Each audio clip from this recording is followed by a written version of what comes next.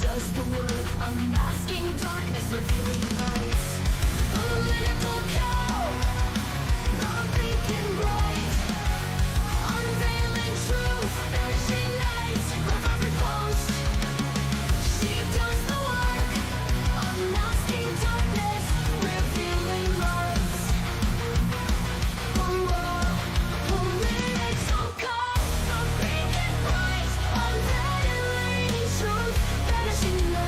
Her voice cuts through, stark and raw, shattering deception, breaking the law.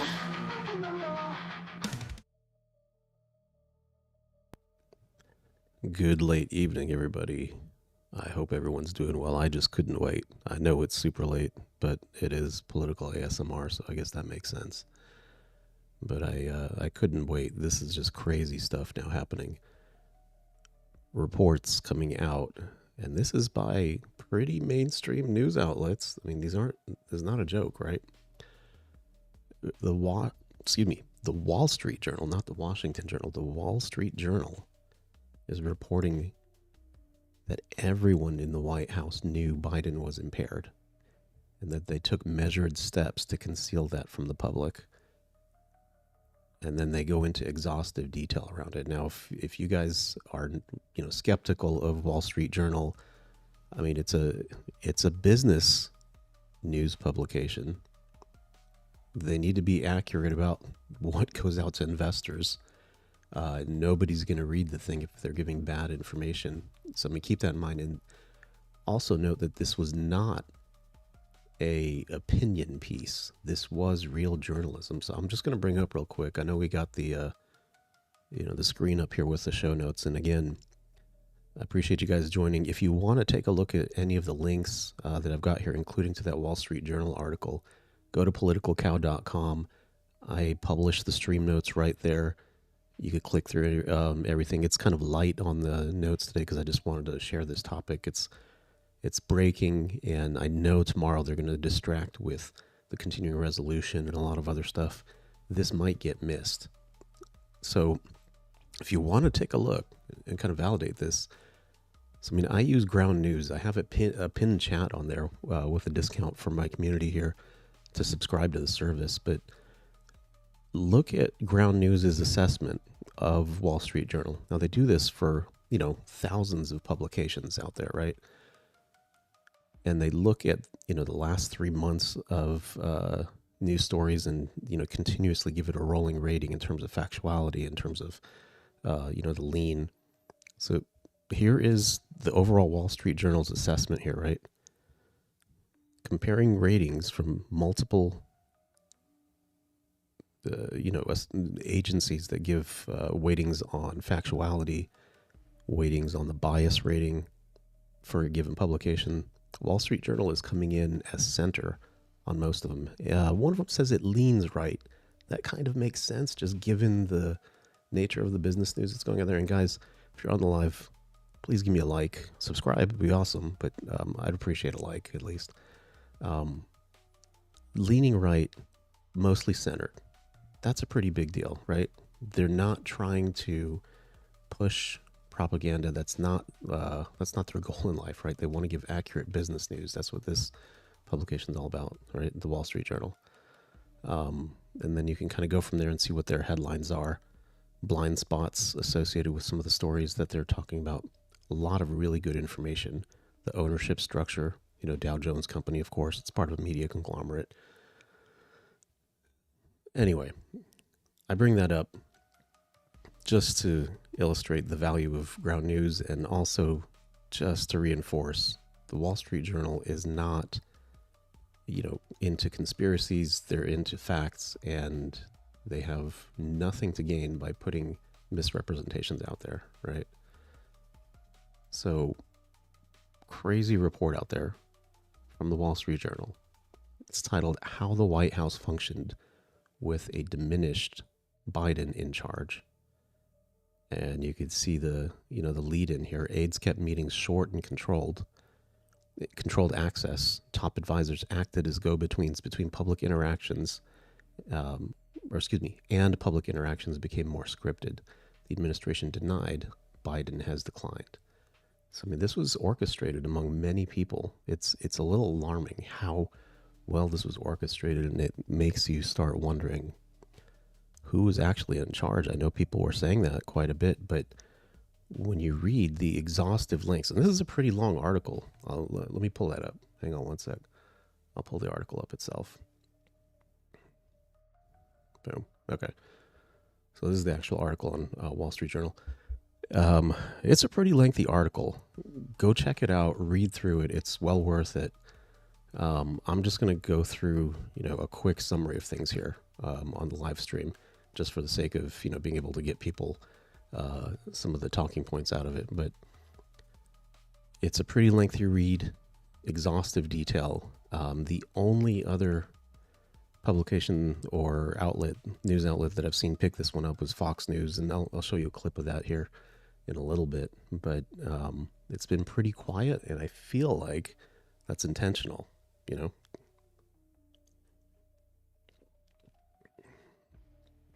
There may be more coming up here in the very near future, excuse me, that may look to distract from this. Let me pull up X right now too, because there was a interesting post, excuse me, by Mario. I can never remember how to pronounce his last name.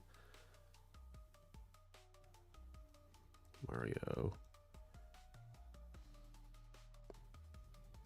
I don't know if it's Nawfal or... Here, let me switch back over to my X feed. All right, let's check this out. An hour ago, talked about, where is it? He posted that Biden and Harris were rushing back to Washington, D.C. Not finding it here. Oh, here we go. Sudden White House scramble sparks speculation. Okay. Kamala scraps California visit while Biden cuts Delaware holiday short for unexpected White House return. Someone hit the panic button. This is his commentary, right? Someone hit the panic button, or just seasonal chaos. The seasonal chaos being the continuing resolution. Of course, Kamala would be the tiebreaker if something needed to be decided in the Senate. She would break the tie in that respect, but there seems to be a sudden shift in schedules. They're coming back. Is it related to this story breaking? I don't know. Are they looking at ways to kind of control the narrative for tomorrow? I'm interested in seeing how the daily briefing goes. Peter Ducey will, of course, bring this up. So I'll keep a close eye on that. But it's interesting to me that just a couple hours ago now, Mario posted here that there's a scramble to bring back the president to D.C. and bring back the vice president to D.C. What's going on behind the scenes there, right? All right, let's bring the article back up. All right, so again, this is a very lengthy read, right? And I'm not going to go word for word here with you guys. I'm just going to kind of focus in on some of the images just to give you a little perspective on it. But summary, right? They go back in the article to the 2020 election. Excuse me, guys. Let me clear my throat.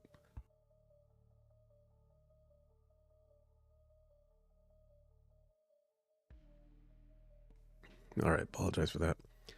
So they go back to the 2020 presidential election, and they highlight how Jill Biden was really the powerhouse behind the scenes on the campaign. She was the one promoting things. She was, hitting the campaign trail pretty hard, doing more than what Biden was, right? And people started to notice, especially inside of the campaign, insiders in the Democrat Party. And by this point, Biden was well into the lead. He was the candidate, right? Well, I guess there wasn't really a primary. I mean, it's the 2020. Well, there was. Excuse me, guys. This is the 2020 election. He was the lead for that, but Jill was taking point, it seemed, in many of these cases, right? So discussions happened internally, and they started to make efforts to help Biden not look like he was lacking in energy, right? That he was kind of losing a step.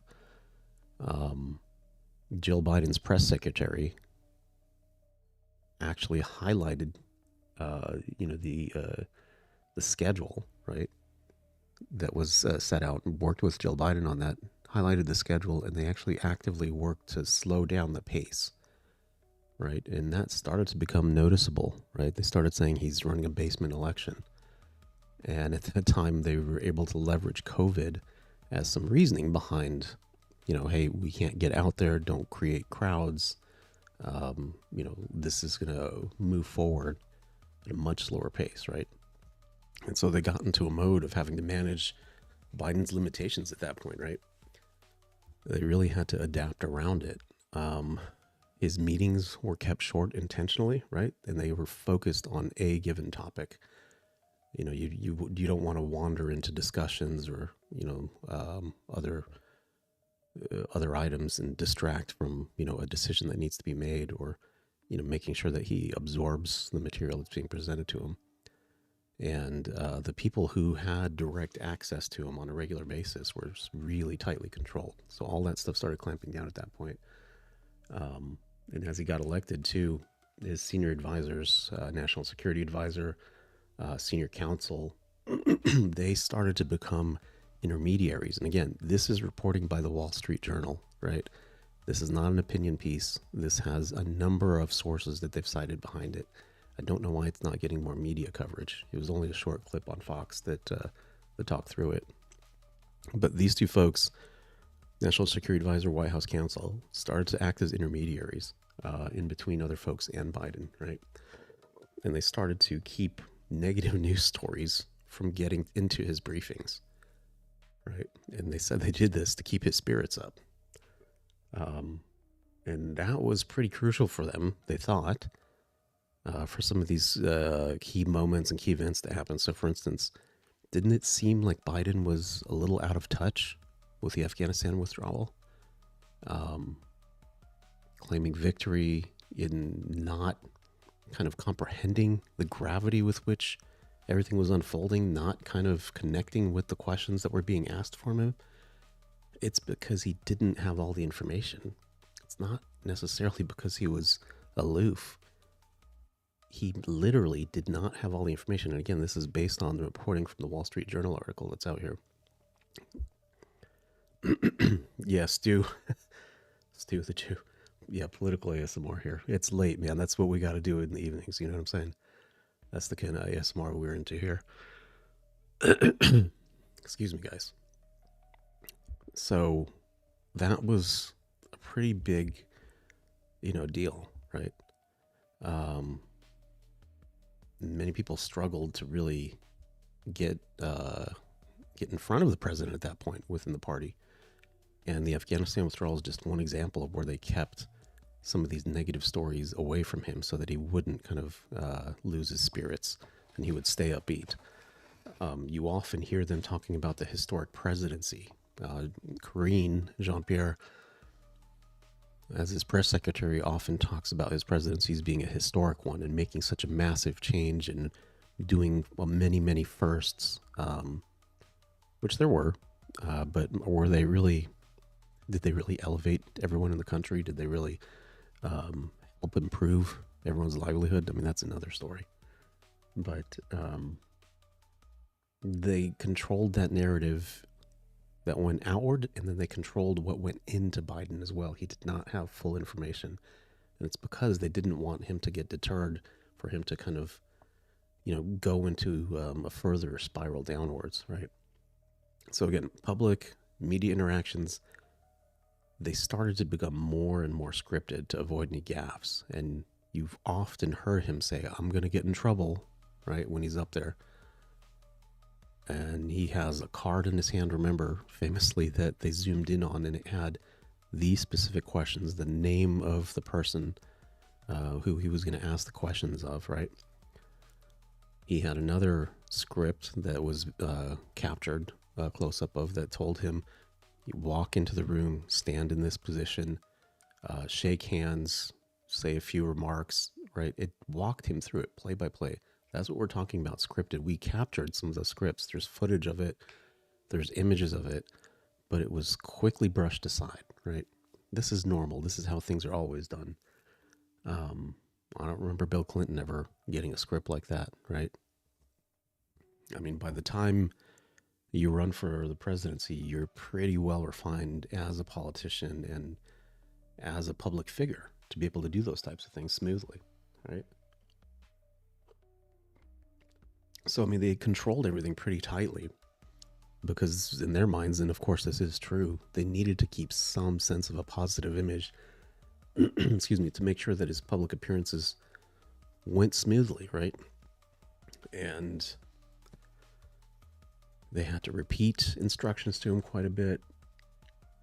And, I mean, like I mentioned, where to stand, where to enter the stage, where to exit the stage. I mean, often he turns around and is, lost. Where am I going, right? Pointing in a given direction, what have you, right?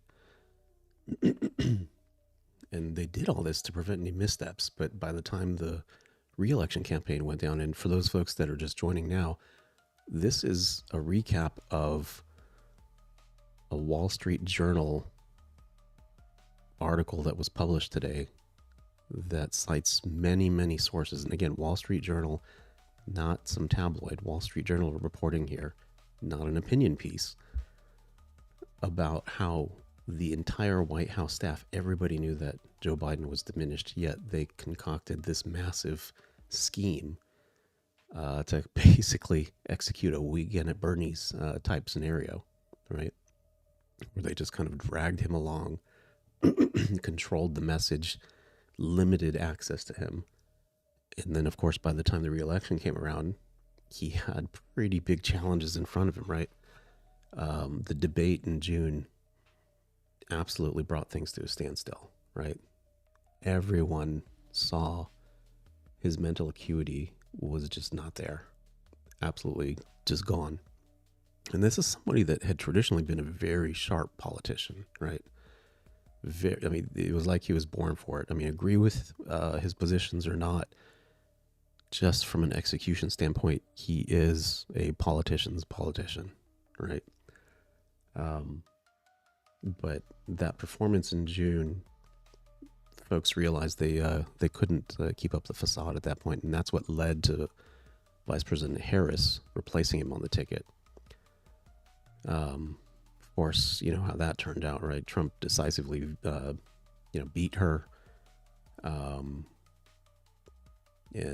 now chaos has ensued within the party about whether or not Biden should have stepped down earlier. But the article goes on. Let's see if we get a little bit more of a visual here. Something else.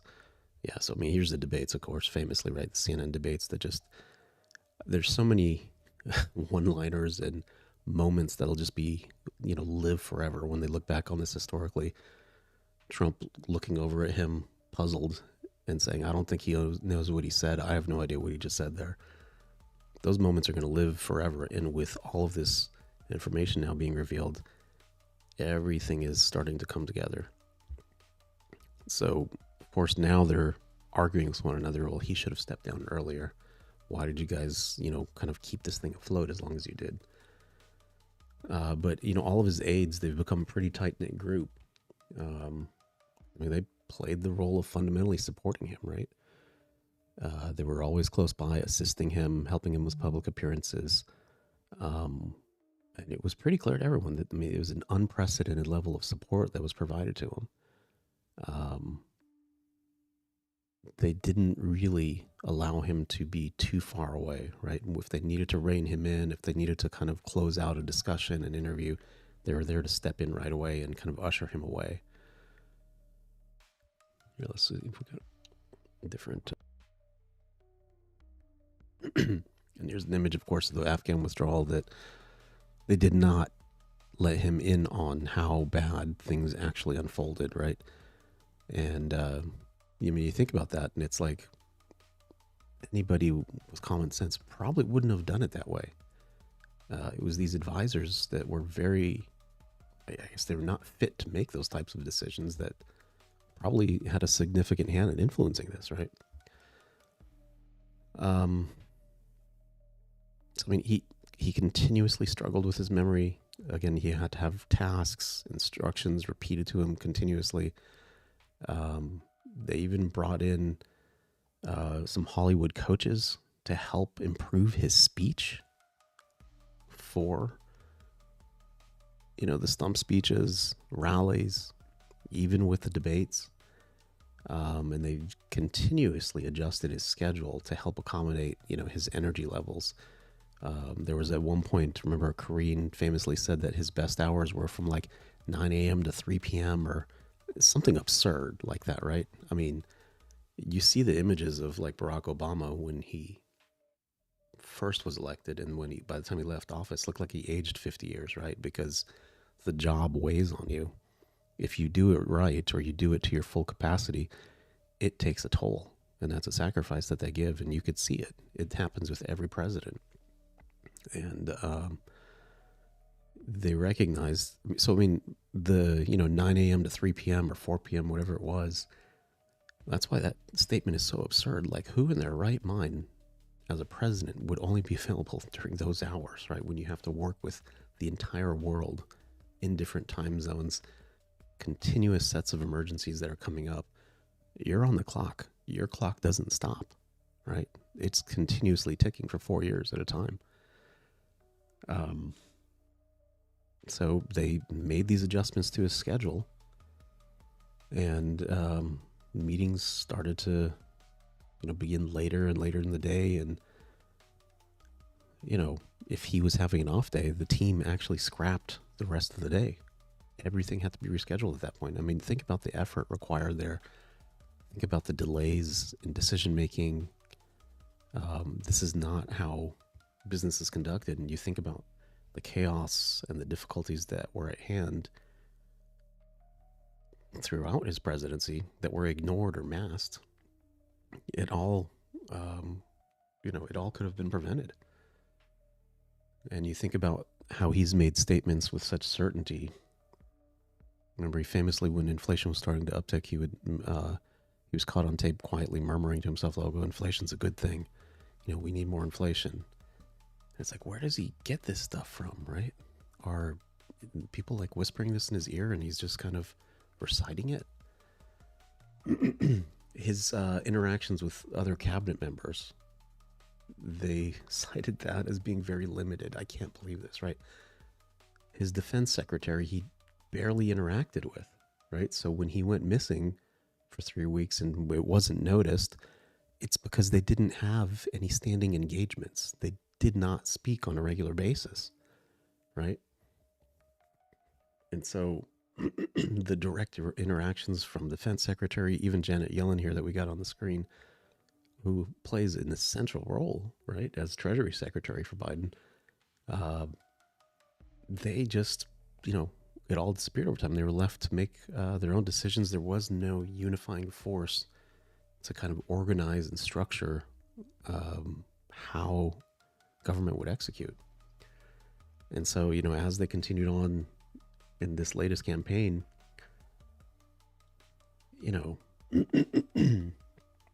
Biden was again pulled back from any ad hoc type interactions. Everything was again scripted.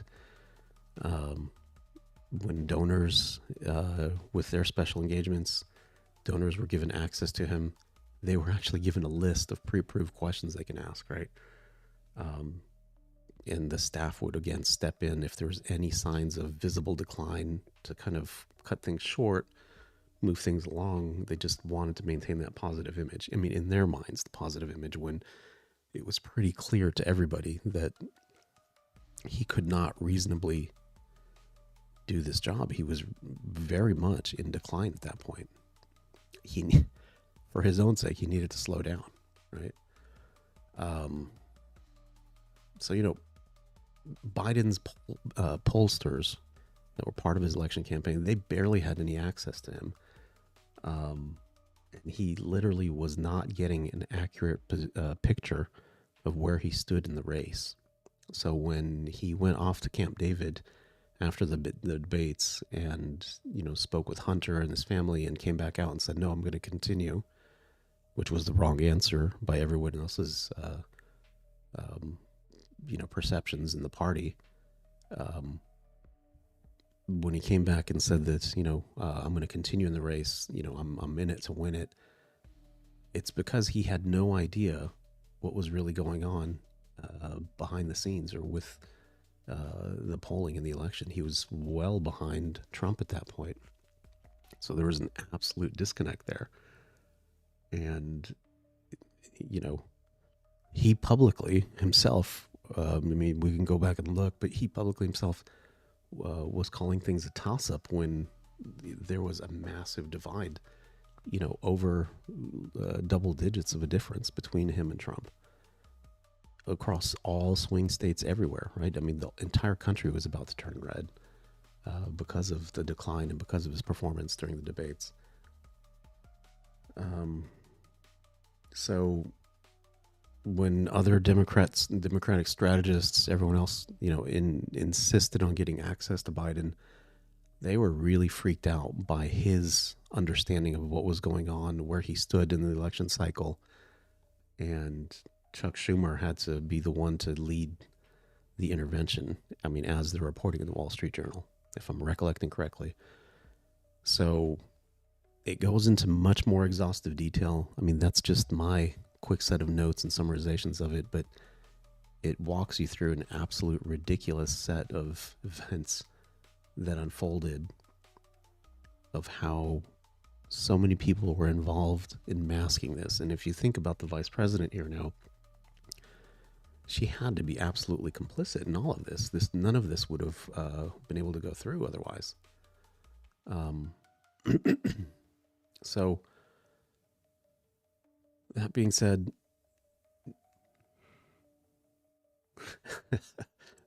LV, seen any UAPs or drones? I have not, no.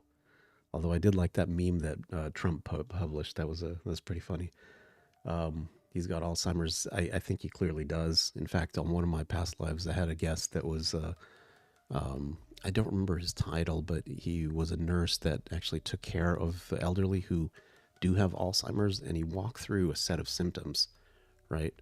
Let me bring back up the Twitter feed just to kind of show you guys. All right, so watch this one as it replays here, okay?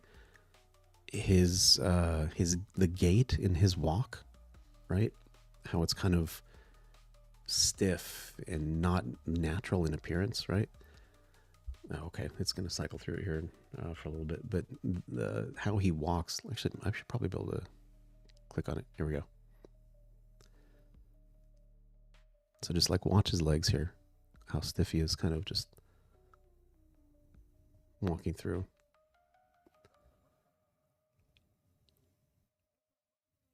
His arms are also locked up as he's walking, right? It's somewhat zombie-like. All of that stuff are indicators of neural degeneration. I don't remember the specifics of it, but there's physical manifestations of some of these symptoms of Alzheimer's that he walked through, and how they were being visibly reflected in Biden. So I mean, it was a pretty sad set of events that they thought this was okay, not just for Biden's sake, but for the country as well. That effectively his staff became the president. It was not Harris that was running things. She was also complicit in it, but his staff started to cut off access that other people had to him, and they acted on his behalf as president, more or less, which I think is absolutely ridiculous. And we've had to live with that now for, the past 4 years when they ask who's actually in charge, right? So interactions with Defense Secretary, Secretary of State, everybody, right? Everything was started to be limited for him.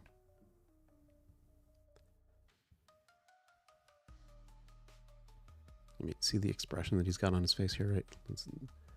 No, I can't zoom in on that. So, I mean, he was completely out of touch at that point. You know, we often talk about people being out of touch because they're not either talking to the public, they haven't experienced things as others have. In his case, he was just out of touch because he didn't have the capacity to get in touch or to comprehend what was really going on around him. And he was being fed misinformation from his own staff the entire time.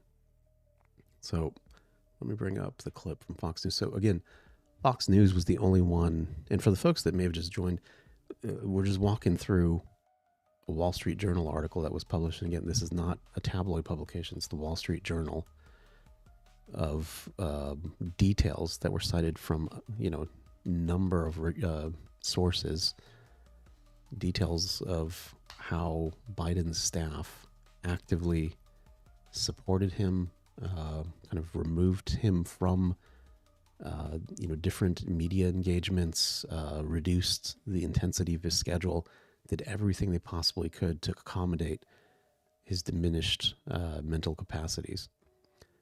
And again, Fox News was the only one that really went into this. Let me pop it up here. Nobody else really has covered it, right? All right, let me see if I can get this going.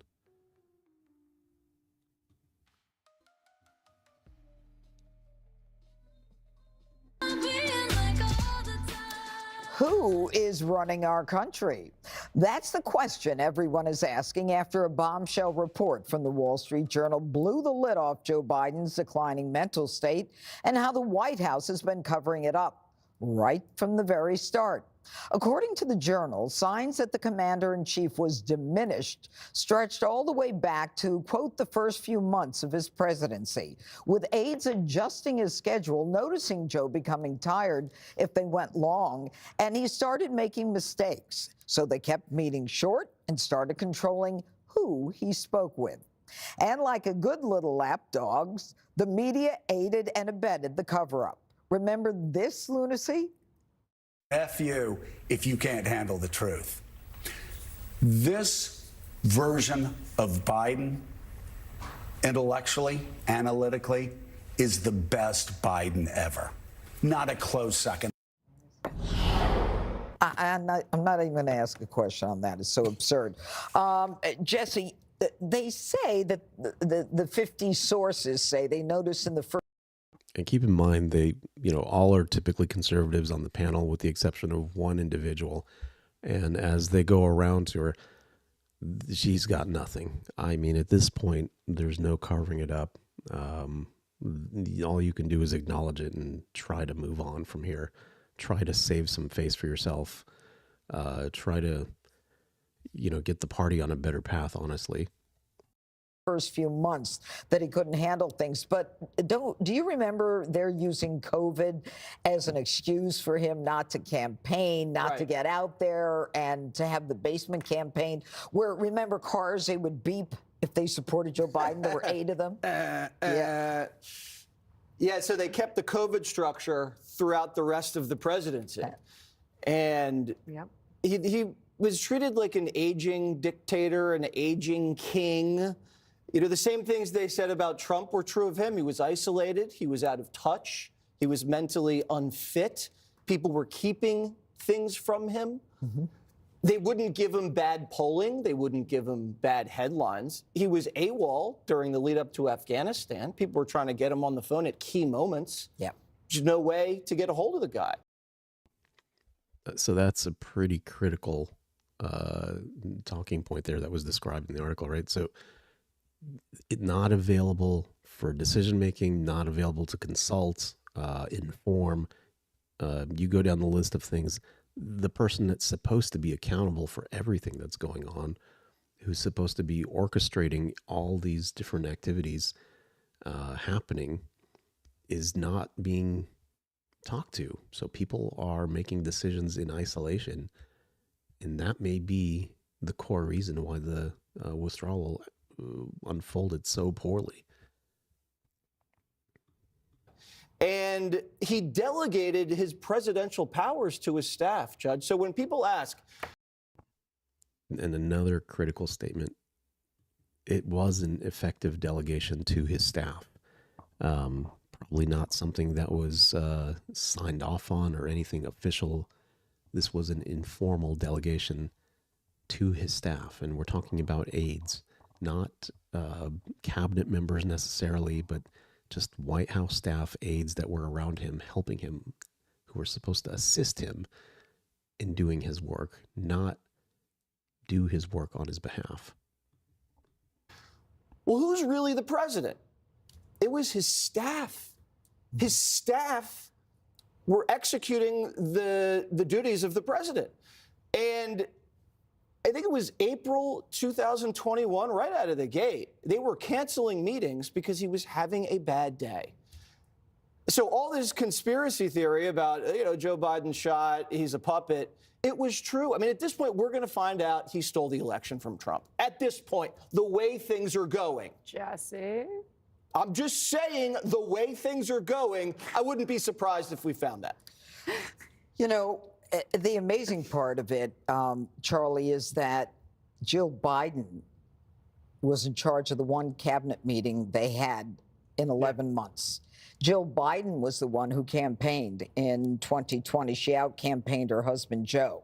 Jill Biden is the one that people had to go through to get to. Jill was one who they had to go through to get to Joe. Why was she so desperate for this? I guess, I mean, we don't know, but I guess it was because she was desperate to cling to the White House and to remain relevant and remain in the White House, because we don't have any other better answer. So, I mean, that's his opinion. I don't think that's necessarily what really was going on there. I think, she was probably trying to protect his legacy. That seems like a more reasonable scenario. I don't think it was done maliciously or narcissistically. It was done, to help him, and that wasn't necessarily the right thing to do overall for the country. Than that. Obviously, this is all Joe Biden's responsibility. He's the one that allowed this to happen. But she bears a lot of responsibility for allowing it to happen to her husband. It's embarrassing. It wrecks whatever legacy he might have had. He leaves office the most unpopular president in the history of polling. And I also think that, and I hope that the people that are around him that lied to him, lied to us, lied to everybody, and kept this Weekend at Bernie's charade going all this time, don't escape scrutiny, and people don't forget that what they did to us. They talk about destroying democracy and taking democracy away. Yeah. There's no greater example of destroying democracy and taking it away than actually having the person that got elected be. I mean, they lied to him about. They shielded him from outsiders. They lied to him even as late as the campaign. They were lying to him about his pollsters, about his polling. They wouldn't let him talk to his pollsters. So even he didn't have any idea how bad things were going into the summer. There's a lot of blame to go around for everybody. Joe Biden is most responsible, but I hope that nobody forgets that what these staffers did to undermine democracy. Dana, the interesting thing is that before Joe Biden spoke to this special counsel, Robert Hur. Now, keep in mind, Robert Hur was the one that investigated his, the document mishandling case that Joe Biden had on his hand, where he had, volumes of documents in his garage. And the interaction they're going to talk about here is when they actually deposed him, asked him questions, and he, right on the record, gave responses to the special prosecutor.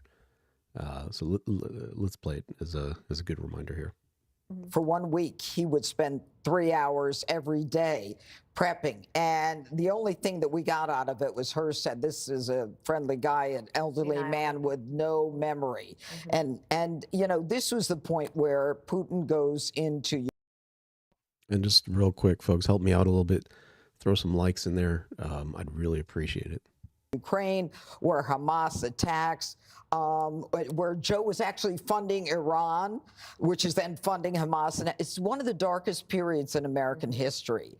And yet Joe is still there clinging to power in the last, 5 weeks or whatever it is. What do you think he's trying to do now? I just had a thought that occurred to me, so let me just use my words here and see if I can get it out. When the Robert Hur report came out, do you remember there was a fury from the White House that Merrick Garland let it go out? And I have to wonder if Merrick Garland made sure it went out so that he at least would have been like, yeah, we're trying to tell people like this was what was happening. One of the things in the article is that they scripted.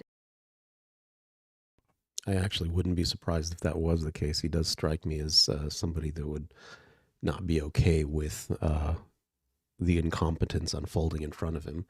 I mean, absent his political stances, his actions that he's taken over the course of his tenure as Attorney General, he doesn't strike me as the kind of guy that would be okay with this kind of stuff. His interactions with his defense secretary, Lloyd Austin. No wonder Biden had no idea Lloyd Austin was missing in action for 3 weeks.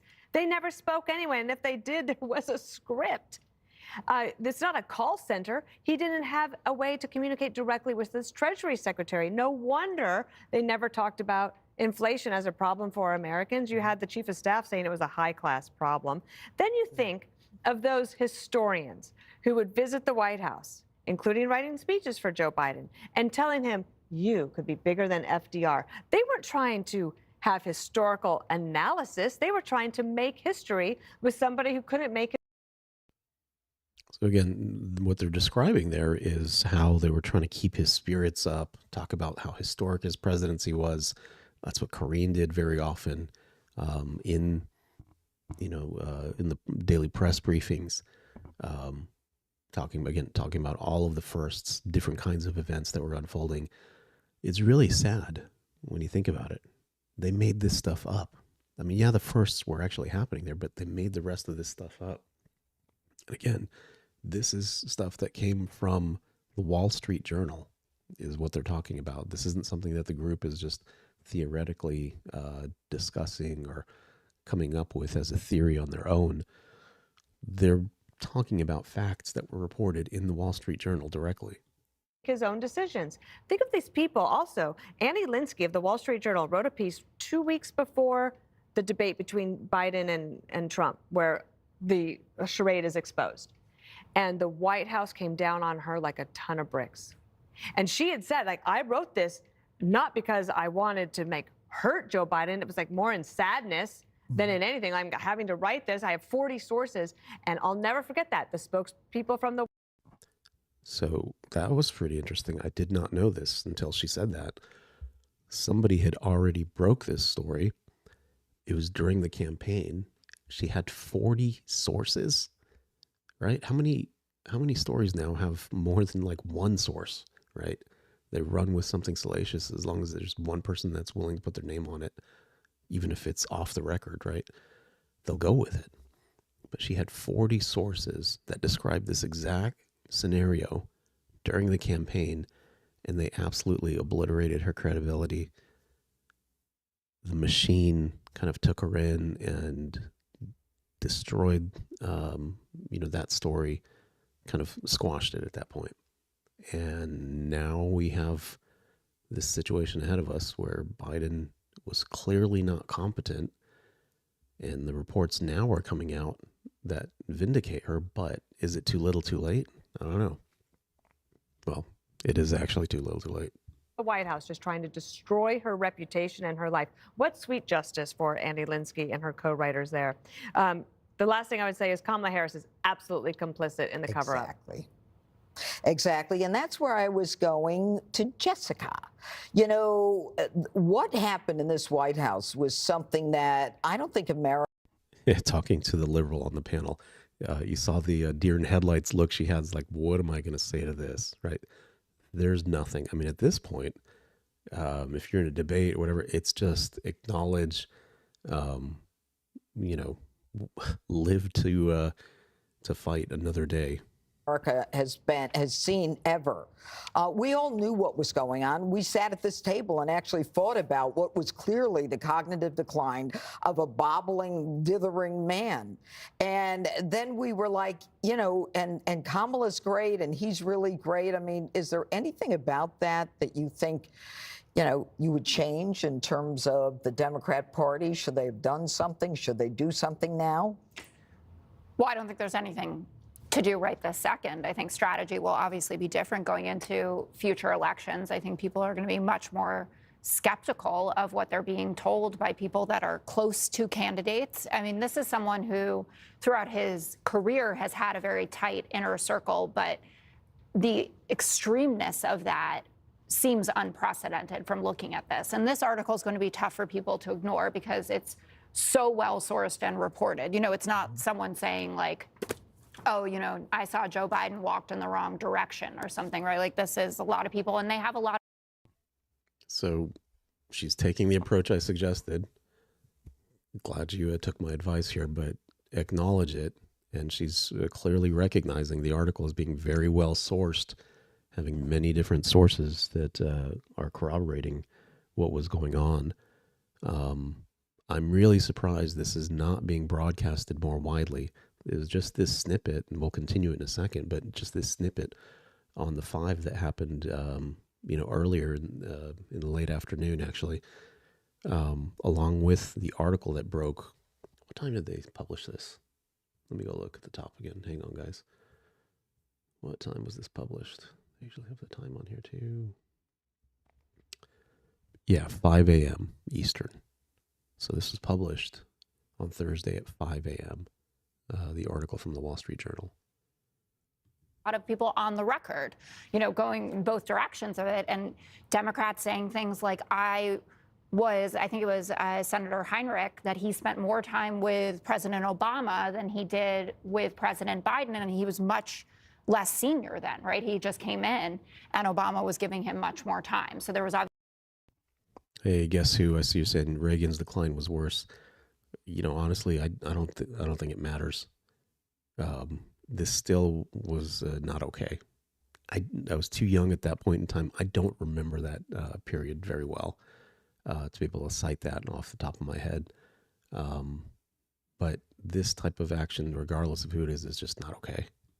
Obviously, more of an openness to folks, but this is consistent with what I think a lot of people feel in the level of betrayal that Democrats, and myself included, underestimated that average voters feel about it. It's one thing to say these are the accomplishments, and I think a lot of people feel pretty positive about certain things that the administration did, but they wanted both, right? They wanted a candidate and they wanted the accomplishments together. And it's very clear that the Biden folks could have probably avoided a lot of this if he had dropped out a year in advance and said, we're going to have a primary. If Kamala is the winner, which I think is feasible, fine. If it's somebody else, that's good too. But you've been noticing as well as folks that worked on the campaign do interviews like on Pod Save America, or there was a forum and Jen O'Malley Dillon was there, and also Tony Fabrizio from Donald Trump's team, that they're not giving satisfactory answers to Democrats, that it feels like there's no apologies to be made. They keep saying, I wouldn't have done anything different. Hey, good idea there, guess who? Age limits for these positions.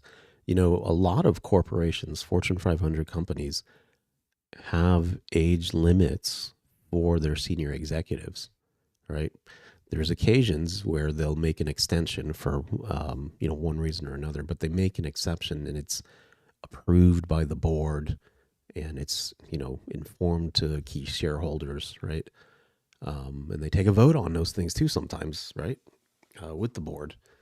But that's not a foreign concept. Major corporations do that all the time. And it's not to diminish anybody. You know, Trump is clearly in a different state than Biden is because everybody's different.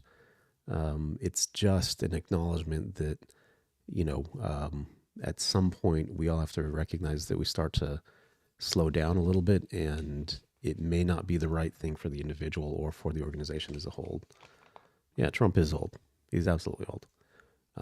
I guess my point was just that you can't say the same thing for everybody. So sometimes those Fortune 500 companies make exceptions for an individual, but by and large, they have age limits for these specific reasons, right? There's a lot of people's jobs, livelihoods, investments at stake with this.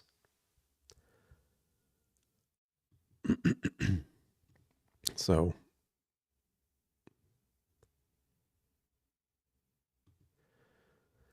all right, let's continue with the dialogue here. It is unbelievable. It's pretty awful. I think it's a very dark period in American history. Coming up, we've got Fannie Willis. She's going to have more time for her lover boy after getting her fanny tossed off the Trump Georgia case. Which that's a whole other interesting story here too, right? So yeah, again, this just broke today, earlier today. Wall Street Journal reported it. The liberal on the panel here too clearly acknowledged it was well sourced, had many sources. This is not the first time this was reported. The first time was during the campaign where they absolutely buried the story. Nobody really picked it up back then. Not a lot of people are touching this one right now, unless you're actually reading different sources and publications and stuff that's out there, right? Unless you're actively seeking this information out, which is hard to do. How do you come across this detail? How do you get this information? So, I mean, that's where, for me, the page I had up earlier, and I got it linked in the pinned chat. So, I mean, I use Ground News. It brings it brings stories together as to like what the major news is for a given topic, but it's not just an aggregator. It's not an aggregator. It helps you kind of compare the message that's being put out there, right? And it assesses different publications. I mean, here, Wall Street Journal, high factuality. Most agencies are rating it as being centered. One says it leans right a bit, which being a business news publication, perhaps that makes sense in terms of its fiscal conservatism at times. But click on the link. I got 15% off for the community to sign up for Ground News. I'd say pick the Vantage option. It's it gives you full access to all the features and everything. But here, let me just show you another piece here, right? So, I mean, again, the last page I showed you was by publication. It would walk through details on, the Wall Street Journal, its bias, all the leanings and everything.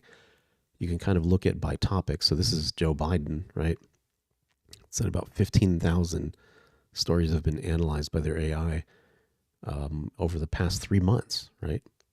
And these are the major publications that are covering him the most. Most of the coverage has been on the right, not so much on the left. National coverage, half of it. International coverage, 40%. That's pretty significant, right? And then you can kind of go through here and look at Biden's news. And this is where I'm picking up on not a lot of other networks have run with this story that the Wall Street Journal has published, run with this data or referenced in any way, because you're looking at, here we go, top news for Joe Biden, right? And again, 15,000 different stories over the last 3 months that they're analyzing. So if it's anywhere, they're going to pick it up here, right? And they'll be able to analyze the bias and everything associated with it. But here, top stories right now, President Biden set, he's talking about the climate here, talking about deportations picking up. Here's one about tariff threats and probably Biden's response on that. Again, environment.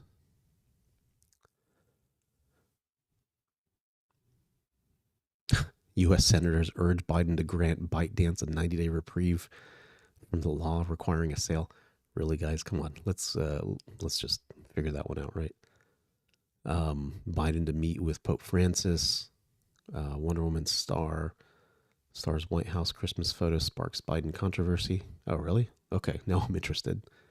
See, it gets you some interesting data points here, right? Festive gathering might turn into a social media spectacle when... Really? I did not know this. Who's got it covered here? Let's take a look. What are they saying? Did they have the photo? I gotta see the photo. Photo Biden and other officials. Where's the photo, guys? Where is this photo?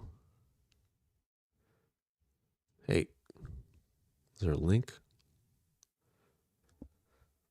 They just talk about it? They didn't put a link in?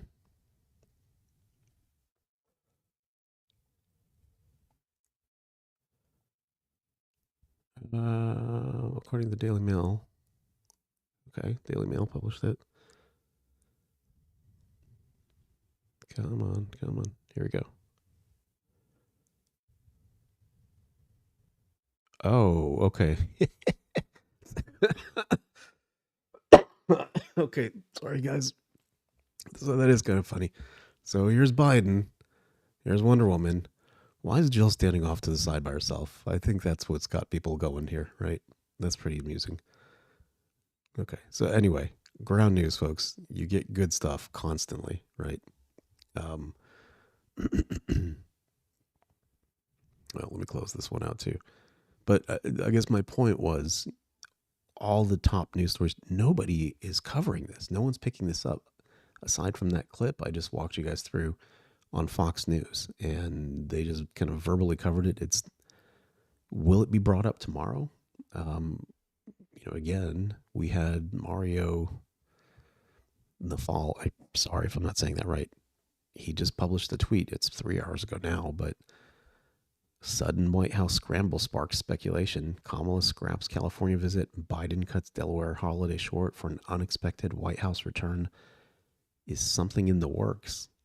Have they asked the media to hold off on really doubling down on this report until they can get a few things pulled together? I mean, what's going on behind the scenes?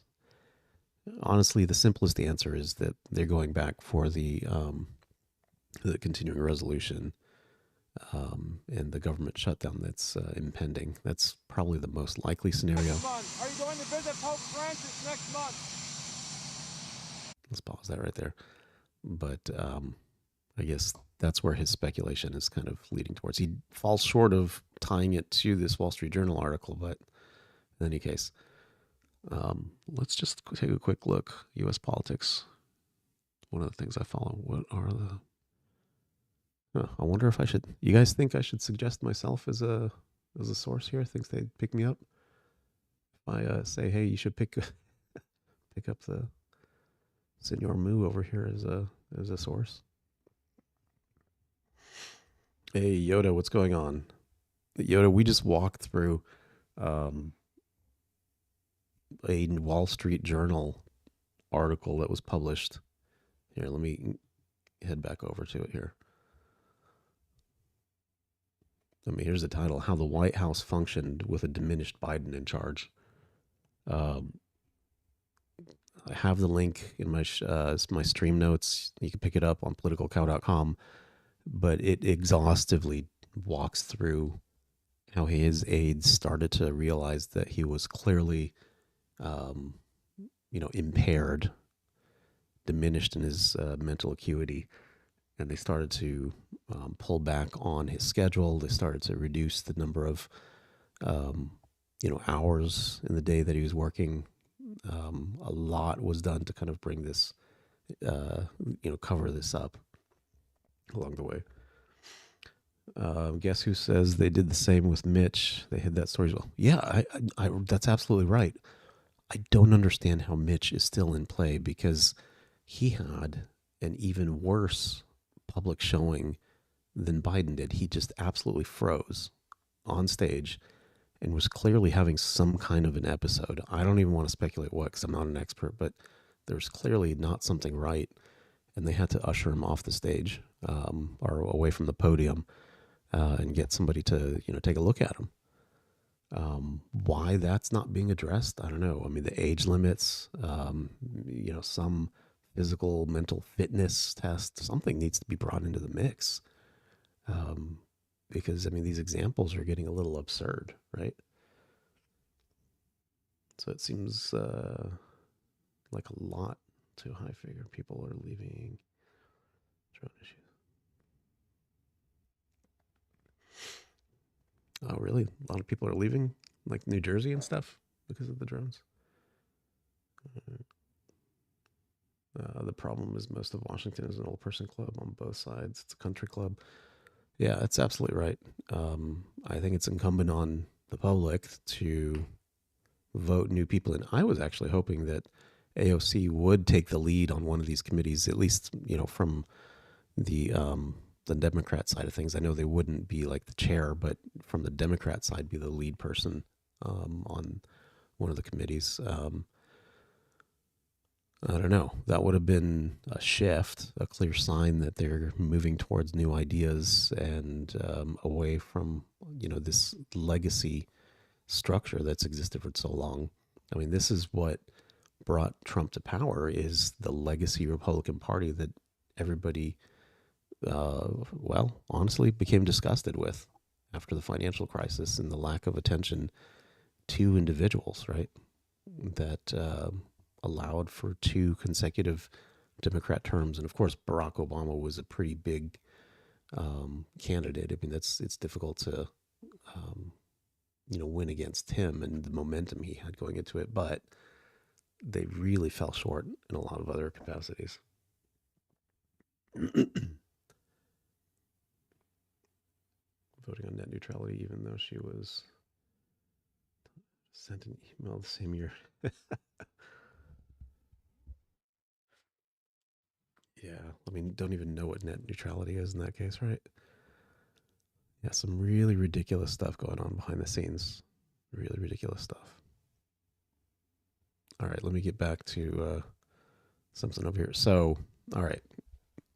We went over, thanks for listening to my brain dump on all the things that were running through my mind and some of the talking points that came out of that Wall Street Journal article. Again, I got it linked from politicalcow.com with the stream notes. It's not very exhaustive this go around for tonight, but I just needed to kind of get that out there pretty quick because it's not being covered at all and it may get lost pretty soon here.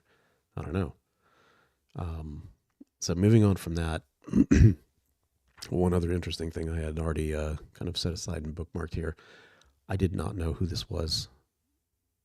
Rosa DeLauro, a representative from, is it Vermont or Connecticut? It's probably Delaware. I'm not even getting this right. But anyway, I had no idea this was a representative, but she went on a rant that has spread across social media. Let's listen in and enjoy. Read on a bill. They signed it. And you know what? They got scared because President Musk told them, President Musk said, don't do it. Don't do it. Shut the government down. Imagine. What does he know about what people go through is when the government shuts down? Are his employees furloughed? Hell no. Is he furloughed? No. And when you shut the government down, people don't get paid.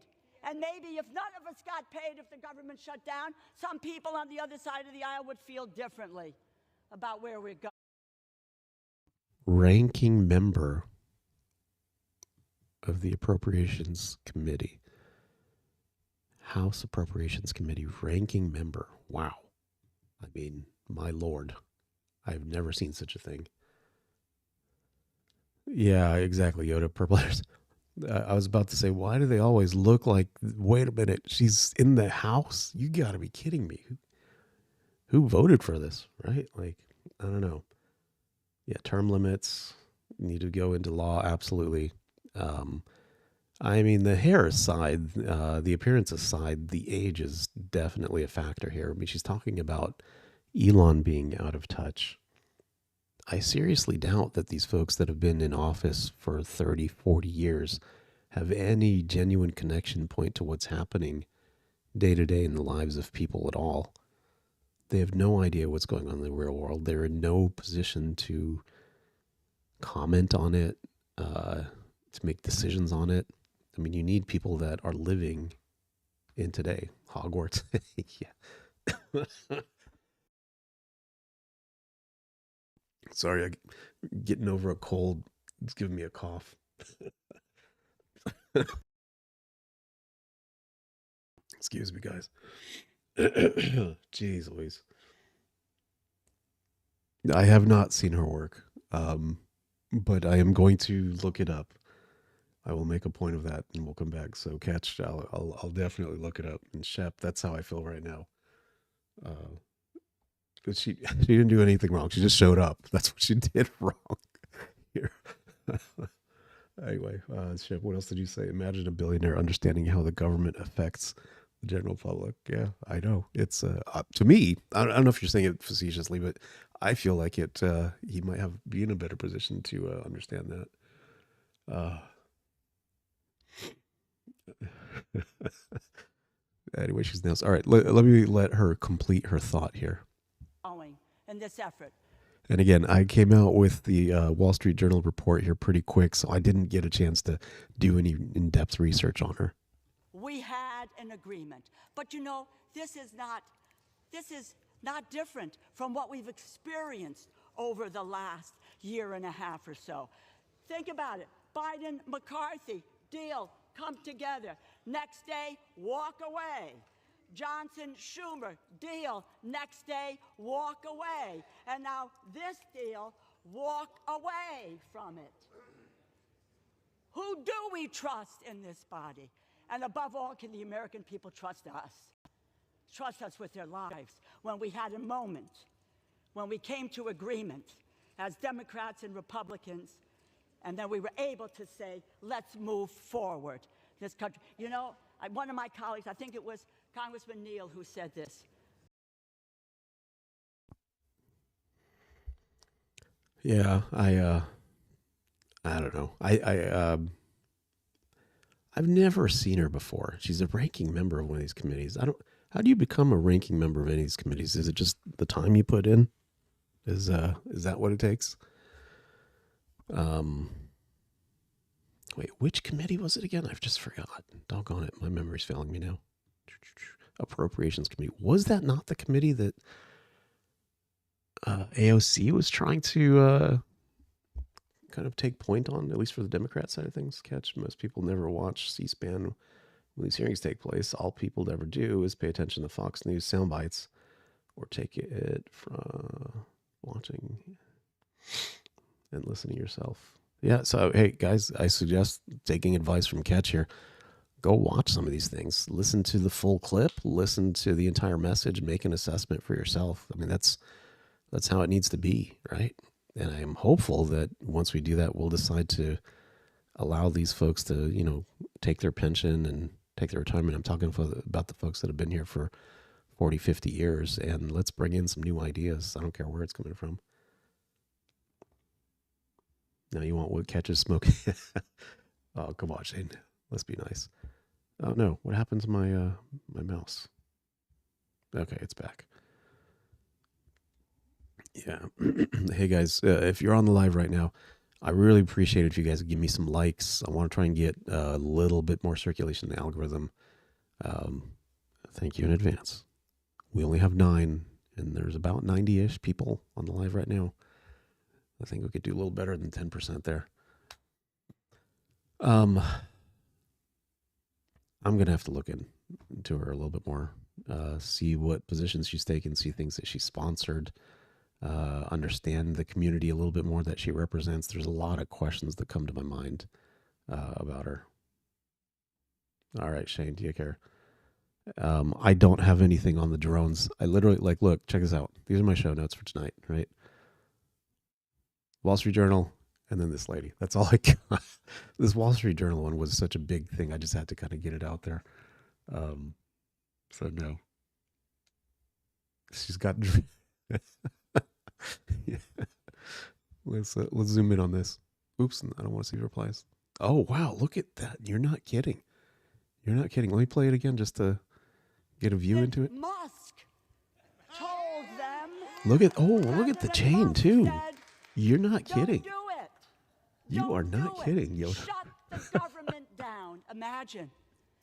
What does he know about what people go through is when the government shuts down?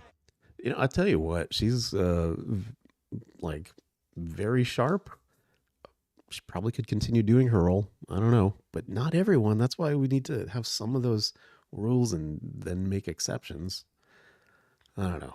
I don't know, guys. I don't know what's going on with that. Ah, shoot. I'm starting to get bad connection here on my side. Hopefully it's not breaking up for you guys too much. Open widget.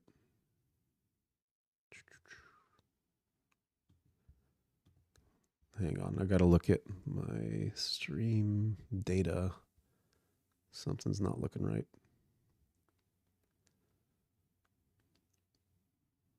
Yeah, bitrate's off a little bit.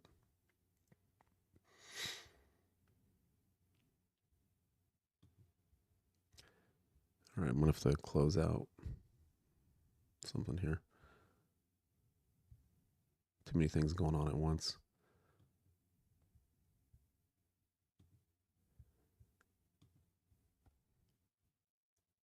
I am literally stuck. What is going on?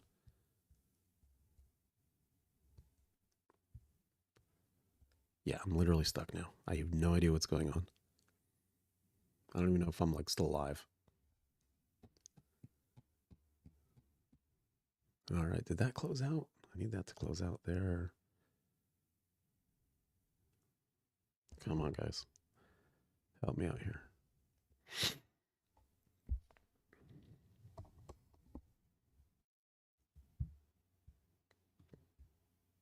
Bear with me. Hopefully we can get through these memory issues together. Not those kind of memory issues.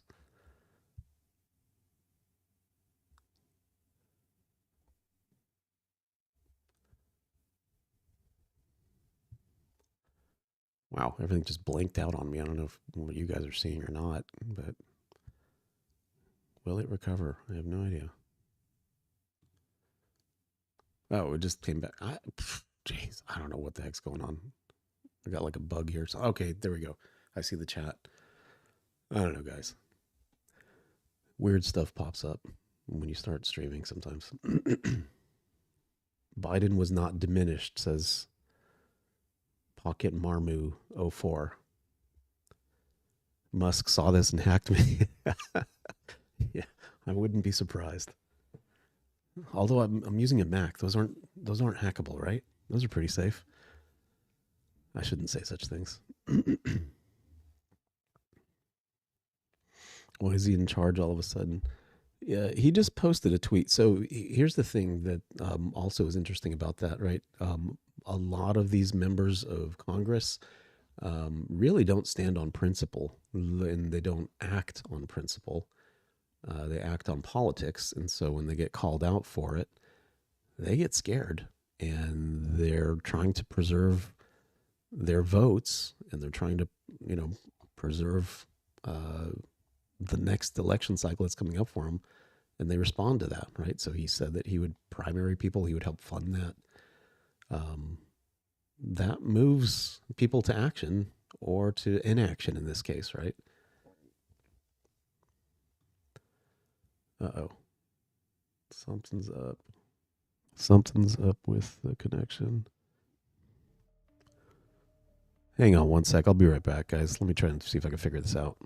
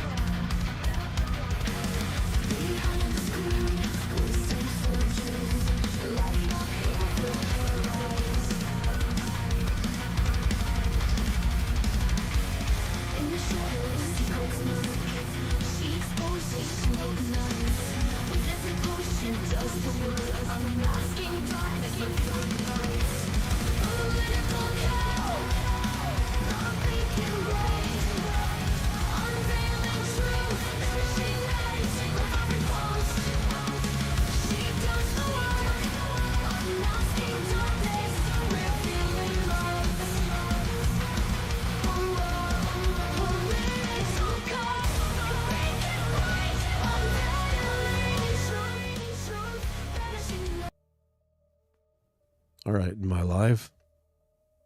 Is this working? I can see the chat. Yeah, talking about Musk is dangerous. It must be. I don't even know. I mean, for some reason, everything's just spinning here. It's not even like loading. Trying to bring up the really nice X platform that I love, and it's not responding for me. I don't know why. Just spinning. Ah, there we go. Well, it's not. Why is nothing loading?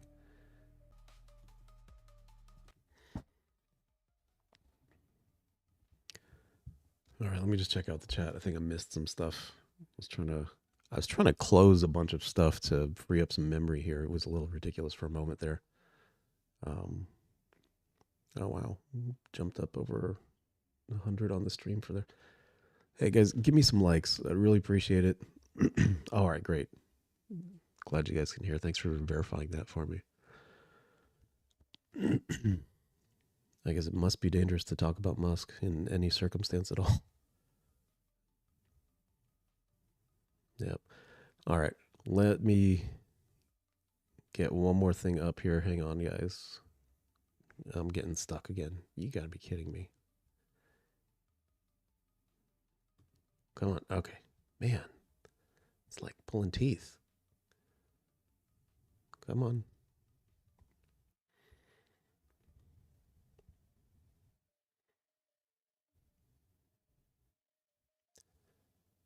All right, let's see. What do we got here?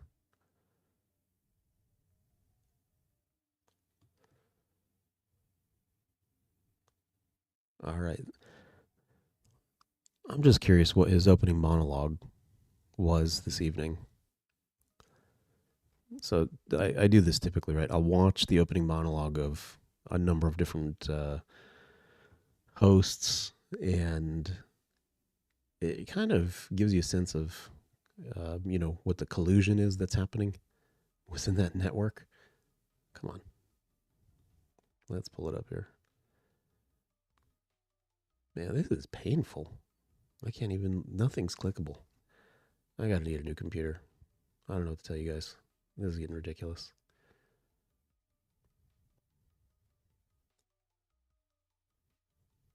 Oh, there we go. Okay. Let's play it, guys. Boom. Play it. All right, here we go. Let's see what his opening monologue was.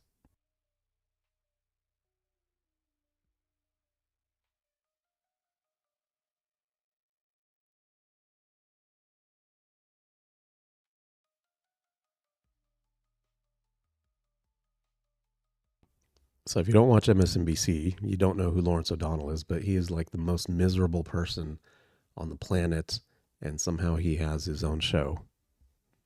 I don't know. That's what the impression I get from him. And he's been there for quite some time now. I mean, I don't know.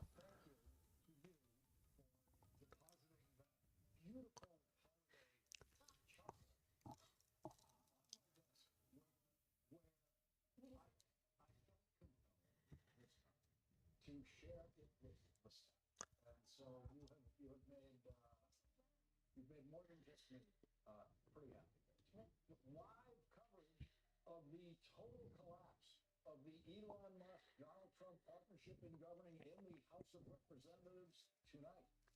Elon Musk and Donald Trump took over the leadership of the Republican House of Representatives, the leadership in that building in the last 24 hours, and negotiated what Donald Trump falsely called a deal. Yeah, thanks for the feedback there on the clip not having audio. I don't know what the heck's going on. It was just had to flip a switch. But clearly he's jumping in on the deal that fell through, or the lack of deal here, right? Again, who publishes something that's 1,500 pages, gives folks like a half a day to run through it and then vote on it? I think the last time they did one of these continuing resolutions in September, it was around September maybe, it was like less than 100 pages, right? I mean, the different aspects that need to get funded, all the line items, I'm sure that's going to be quite a bit. I mean, this is the federal government, right? But it was less than 100 pages, and now they're jumping up to 1,500 what the heck is in there, right? Where did all the 1,400 other pages, what's all that stuff? Why can't we just focus in on what needs to happen? The problem was they were negotiating with themselves. In Congress, a deal is compromise legislation that creates enough votes, and you know ahead of time that it creates enough votes to pass a bill through the House and then pass it through the Senate with enough votes, and then with the agreement that it will be signed by the president. That's a deal. In Congress, every deal is a three-way deal involving enough votes to pass the House, enough votes to pass the Senate, with a bill that the president has already agreed to sign. That's what a deal is. It was impossible for Donald Trump and Elon Musk. Yeah, I just saw Matt's comment here. News misinformation get paid. It's a business. Yeah, questionable, right? MSNBC is under tremendous pressure right now. In fact, they're looking to carve out this particular asset, and they're looking to actively separate it from the core NBC News framework and not have those two kind of intermingle too much anymore. It's diminishing the NBC brand, but beyond that, MSNBC's viewership has dropped significantly, and they're looking to actually sell it off, right? So Elon actually jokingly asked, "Oh, how much is it?" Right? As though he was just going to pick it up and do something with it. But it has cost them, this model, over time, to the point where they're not going to be able to renew their top talent at the current rates they have. And they've actually agreed, some of them, I don't remember who specifically, but I read they agreed to take less just to, help the network out. Which, if you think about it, it's like, okay, I don't need your $50 million a year. I'll just take like 49. I don't know, making that up, but they're going to be doing all right. It's not like they're taking a real pay cut here on anything. They're still going to get, massive paychecks. Let me see. No debt ceiling is dangerous, says guess who? In either party, they want to give that to Trump for the next 2 years. No debt ceiling. Yeah, that's a big no bueno in my book. Having no debt ceiling. I hope that's not a reality. That's not something we're up against here, I hope. And hey, guys that are in the live right now, give it a like. Very much appreciated. Help get this a little bit more circulation and visibility. I know this is number 20, but it's literally been like a month and a half or something that I've been doing this. So I'd like to keep going. Anyway, let's let him complete his thoughts. So sounds like, and it's been this way on a lot of networks, they're characterizing this as a defeat, as a failure, as a shortcoming, as a misstep before Trump even gets into the presidency, right? So just think about that spin that's happening on this side. And so, this is also why I use ground news, is because, you search up a story, you pull it up. If you do it on ground news, it shows the spectrum of coverage, more or less, right? It'll tell you like, hey, the left-leaning publications, these are the talking points that they're putting out there. The right-leaning ones, this is the information that they bring into the mix, and you can kind of mash it all up, right? And see where the gaps are that one network would not give you visibility into. To make a deal without negotiating with Chuck Schumer, the Democratic leader in the Senate, and President Biden. There is no deal in Washington now without President Biden's signature, something Elon Musk apparently doesn't know. But still, this is the closest I've ever seen this guy to cracking a smile. I don't know. Let's see if it comes out. Donald Trump said, quote, Speaker Mike Johnson and the House have come to a very good deal for the American people. That's what he said earlier today. Republican Speaker of the House Mike Johnson obviously realized that both Elon Musk and Donald Trump. Did you guys hear Rand Paul actually floated the idea of Elon Musk becoming Speaker of the House? I had no idea about this, but evidently it does not have to be a member of Congress. I'm perplexed. I really thought it had to be someone that was elected, but he was floating Elon to be Speaker of the House. I don't think that's going to be a reality. There's no way he's going to be able to lock in that many votes. But I had no idea that you could vote anybody to be it. That's the weirdest thing I've ever heard.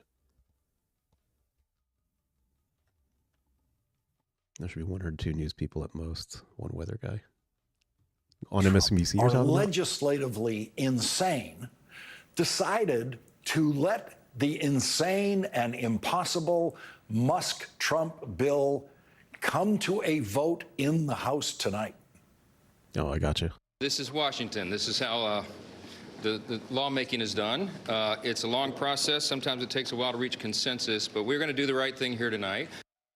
No. That was not how lawmaking was done. Mike Johnson knew when he was saying that the legislatively insane Musk-Trump bill was going to fail spectacularly when the House voted a few minutes later. After a relentless 24 hours of pressure from Elon Musk, the richest person in the world. I do have a problem with this, though. So again, I'm just going off of what I've read. I haven't double-checked it. You got to double-check everything these days. But the amount of bloat was eliminated in this secondary bill, and it didn't pass. The lack of alignment is a little crazy to me. And I'm talking about the party not supporting this. How many of these individuals? I think there was at least 30 or so Republicans that voted against it, and that pretty much, it was dead in the water at that point. But how are you okay that you're gonna, kind of torpedo the party at this point by taking that kind of action? That's bizarre to me. Like, are you trying to get your special interest program funded? I don't think this is going to work out long term for those individuals. Some of that bloat was cancer research for kids. You don't have to be a lawyer to be a Supreme Court judge. Yeah, you don't have. I don't know. Like, there's these qualifiers or conditions are just kind of not there for folks. And yeah, so guess who? I know there was decent things in there, right? But anything that was incremental to existing funding levels, shouldn't that be presented as a separate thing altogether and not as the continuing resolution to allow the government to continue to operate, because in the midst of some of those good things were mixed in, pay increases for Congress, provisions that would prevent, anyone from compelling folks in Congress turning over emails or other documents. There was a number of things in there that were very questionable, and so they intermingle those things and then, hold the good, hang the good over their heads so that the bad stuff passes right along with it. That's the culture that needs to shift, and I'm really surprised that 30 Republicans stuck their necks out. Well, are they sticking their necks out? They went counter to this, especially so early on in the process. Who is obviously the richest person in the history of Republican politics. 36 Republican members of the House, 38 Republican members of the House of Representatives said no to Elon Musk. 38 Republican members of the House said no to Donald Trump. After having their political futures threatened by both Donald Trump and Elon Musk, Trump and Musk said that anyone who voted against this deal should be knocked out of office in the next election. They threatened the political lives of those 38 members of the House. Donald Trump threatened Republicans who didn't vote for this bill today, saying they, quote, should be primaried and disposed of as quickly as possible.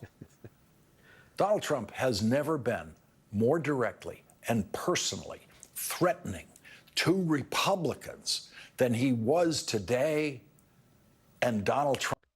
Yeah, I don't know. I think he treated Republicans worse during the 2016 debates, famously, destroying Jeb Bush's political future along with everybody else that was up there on the stage with him. The ones that were smart, they just, they kind of pulled back and they're like, all right, clearly this is his game at this point. But, it's still strange. He's like so excited about this, right? If, if there's something to focus on, is there a tragedy in allowing the government not to operate and, closing up shop just to reopen it a day later or whatever? I don't know. He's gloating over this. He's glad that it's going to shut down at this point. Trump lost. Donald Trump's threats meant nothing to 38 Republican members of the House. Elon Musk's threats and his billions meant nothing to 38 Republican members of the House. So far, Elon Musk has failed at every public lobbying attempt he has made since the presidential election. Elon Musk told Republican senators who they must vote for majority leader next year, and Republican senators said no. Elon Musk candidate came in third in the election for the Republican majority leader of the Senate next year. Elon Musk's support meant nothing to Republican senators. Elon Musk was part of the group that hatched the brilliant idea of having Matt Gaetz for Attorney General. Elon Musk lobbied publicly for Matt Gaetz to be confirmed as Attorney General. Elon Musk lost badly in that lobbying effort. And then yesterday, Elon Musk decided to tell the Republicans. I wonder sometimes on that Matt Gaetz scenario. Clearly he was going to be very problematic as a candidate. I don't think anyone had any illusions about that. Was it a setup though to ensure that? What was the Florida AG's name? Is it Pam Bondi? I think.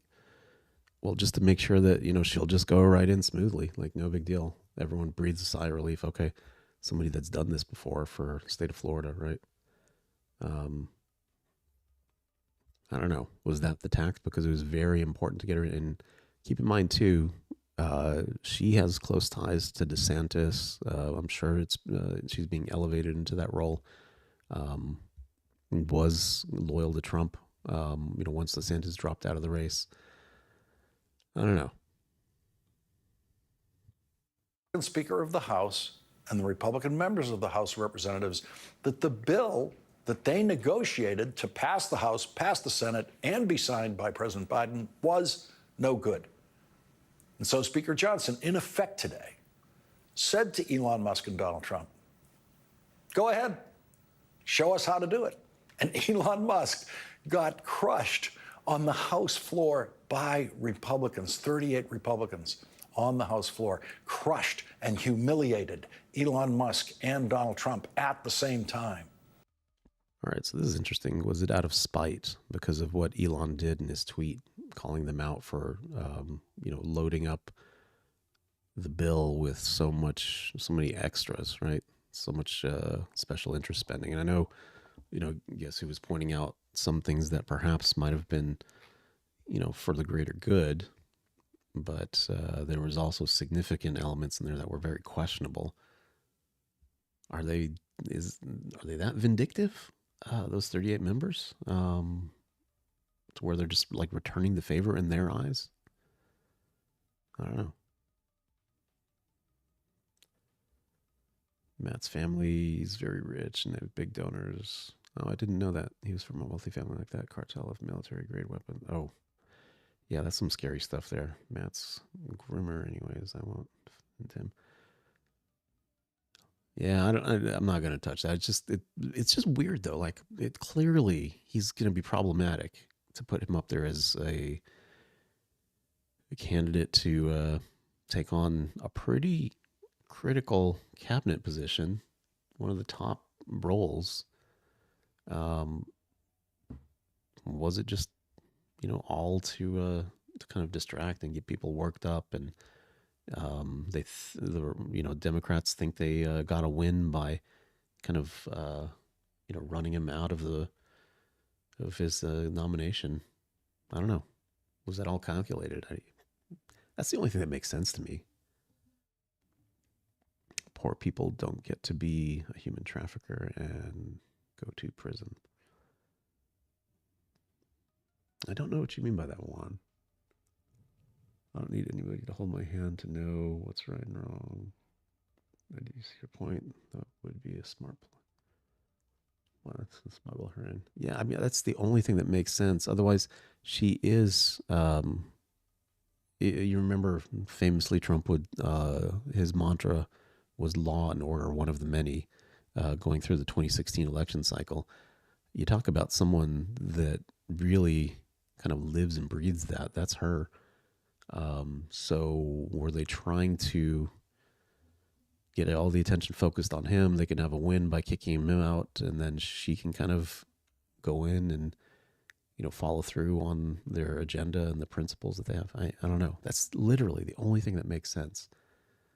Because, if you agree with Matt Gaetz, you don't agree with him, you believe it, you don't. He's clearly, from a political standpoint, compromised. He's not a good candidate for any of this stuff. It's going to be very difficult and very distracting to put him up there.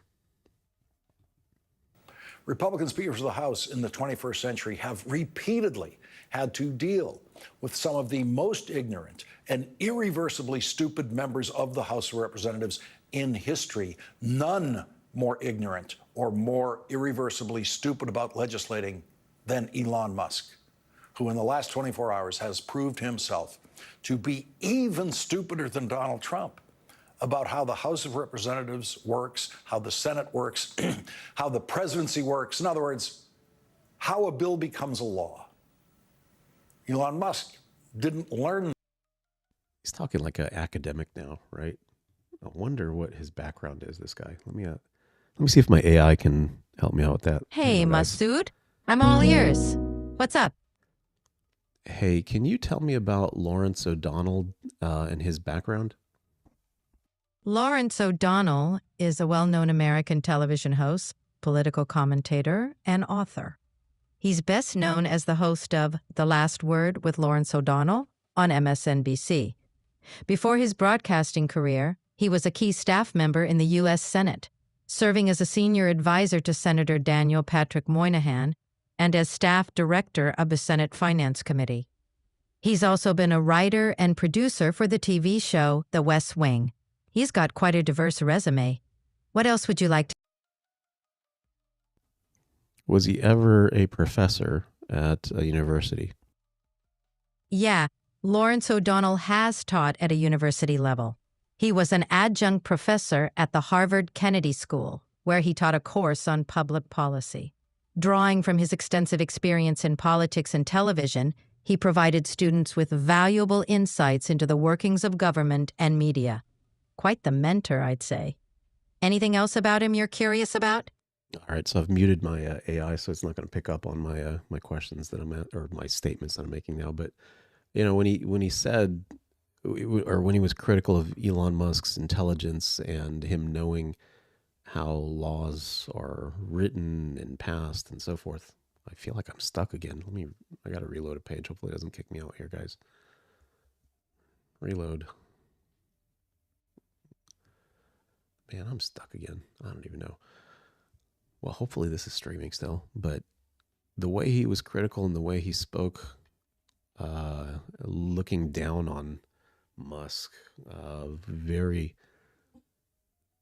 I don't know, it was almost narcissistic. It sounded like an academic to me. And what do you know? The guy has taught before. Not saying that's anything wrong with it or whatever, but it seemed like one of those stereotypical academics that would go out there and kind of look down on everybody. But yeah, guess who? It was an impressive resume. I mean, producer on West Wing. I'm floored. Like, this guy's done a lot. And here I'm standing saying he does seem miserable to me, though. He doesn't seem satisfied. I don't know. Maybe it's just his tone or his demeanor. I don't know. Let's see how he closes out his opening thoughts here. That in his South African elementary school, like the rest of us did in the United States in elementary school or high school at the latest. They didn't have that little song about how a bill becomes a law in Elon Musk's South African private school. Here is just one of the 38 Republicans who Elon Musk and Donald Trump promised to destroy today for voting against their bill. It's embarrassing. It's shameful. Yes, I think this bill is better than it was yesterday on certain respects, but to take this bill yesterday and congratulate yourself because it's shorter in pages but increases the debt by $5 trillion is asinine. And that's precisely what Republicans are doing. Does he sound afraid of Elon Musk? Does he sound afraid of Donald Trump? That's Chip Roy of Texas. Before the vote today, Donald Trump said this about Chip Roy. Chip Roy is just another ambitious guy with no talent. By the way, how's Bob Good doing? I hope some talented challengers are getting ready in the great state of Texas to go after Chip in the primary. He won't have a chance. I gotta get on that Truth Social a little bit more to get ahead of the curve on some of that stuff. I think it's hysterical how he puts stuff out there like that. Anyway. Sure. Donald Trump's ultimate threat against Chip Roy and Bob Good. They were both among the 38 Republicans who voted against Donald Trump and voted against Elon Musk after they both issued the ultimate threat they could possibly issue to a politician: we will kill your political career. They cast that vote against Donald Trump in the face of the most extreme threat he has ever issued to members of the House of Representatives. It is extreme. You know, I can almost guarantee if you go back, he's probably been really negative on Chip Roy on many occasions in the past when something's come up. I mean, this kind of calling him out as being courageous here is just out of convenience. There's not any real... there's nothing real behind that. I think it's just purely out of convenience here to use him as an example. As, you know, like, oh, the Republican Party is now standing up against Musk. When it's clearly those that were taking action politically and not standing on principle, those are the ones that are now pushing back, at least in my perspective. So Matt over here on the chat says, very old news anchor tactics, almost military. You know, maybe that is the kind of tone that he's kind of putting out there is, you know, he's doing this deliberately to be authoritative, because they said in his profile here, my AI said that he's, he teaches about how media is used and methods of communication and stuff. Maybe this is what he's trying to do, to kind of exude this authoritative, or I am an authoritative source type of sense as he communicates. I don't know. Extremely unlikely, even at this stage. It seems overdone to me, but of Elon Musk's spectacular failure as a legislator, that he knows there is only one person in the United States Senate who can bring a bill to a vote in the Senate. Of course he doesn't know that. Senator Chuck Schumer said in a statement, quote, "It's a good thing the bill failed in the House. Now it's time to go back to the bipartisan agreement we came to." That's Senate Majority Leader Chuck Schumer, the only person who can bring a bill to a vote in the United States Senate. You don't have to have a deal if the Majority Leader of the United States Senate has not agreed to bring your bill up to a vote and vote for it. So even if, at the last minute, those 38 Republicans decided that they really were too afraid of Elon Musk and Donald Trump, and they voted to pass the Musk-Trump bill, it would have passed the House of Representatives, and then it would have died. It would have gone to the United States. This is bizarre. He's repeated himself like 3 times now, talking about the sequence of how these things move through Congress. I don't understand this at this point, why he's continuing on this this rant. Senate, the phrase for that kind of bill arrived to overstate how colossal a failure this is for Donald Trump, who is a lame duck now every day for the next 4 years. He's a lame duck. He can never run again. And for Elon Musk, who embarked on his first legislative adventure and could not have failed more spectacularly. And this is very good news for America. Donald Trump and Elon Musk are not in charge of legislating in Congress. 38 Republicans think what Donald Trump and Elon Musk want to do is insane. Asinine is actually one. This is weird, right? They think it's insane. Oh yeah, absolutely right. Blowing things out of proportion. Absolutely right. Average American doesn't understand civics. You have to explain like you're talking to children. You know what? Guess who? You're probably right. Because in all honesty, vast majority of folks, they've got too much going on. Even if they've run through this at one point or another, there's just too much going on. There's too much life going on for them to kind of delve into it in depth and continuously be involved. It may just be seasonal, right? As these votes and stuff come up. You know, why, what value does it bring them if they are aware of, you know, all these steps and everything? So, I mean, that is true. That, and it's not out of, as, you know, perhaps he's thinking, and some other liberals have kind of put out there. In fact, let me see if I could find my show notes from a while back. Oh, geez. I don't know how to find it. Okay. All right, go back. I don't think it's out of a sense of, you know, moral superiority or whatever here. It's, well, I mean, he might be kind of exhibiting that, but I'm just thinking that people have a lot of other things to worry about in their life. And this does not make the top of their priority list when they're trying to buy groceries, they're trying to make ends meet, right? Other things take precedence over keeping up with this stuff. One of the words was used on the floor today by Republican Chip Roy. The weakness of Donald Trump in the Republican House of Representatives has now been fully exposed, and we have never seen anything like it in an incoming president with his own party. And the weakness and legislative stupidity of Elon Musk has now been fully exposed to all Republicans who all know how badly Elon Musk lost today. And enough Republicans are not afraid of either Donald Trump or Elon Musk, even when facing the most extreme threats Donald Trump and Elon Musk have ever aimed at politicians. Obviously, Democrats in the House did not vote for a bill that Elon Musk and Donald Trump negotiated among themselves without speaking to a single Democrat about it. The Democratic leader of the House of Representatives, Hakeem Jeffries, said this before the vote that crushed the Musk-Trump bill. We reached a bipartisan agreement to be there for farmers and families, children. This guy is just very inarticulate and insincere whenever he speaks. I just, anyway, my opinion, but let's let him continue. Children, seniors, working class Americans all across the country.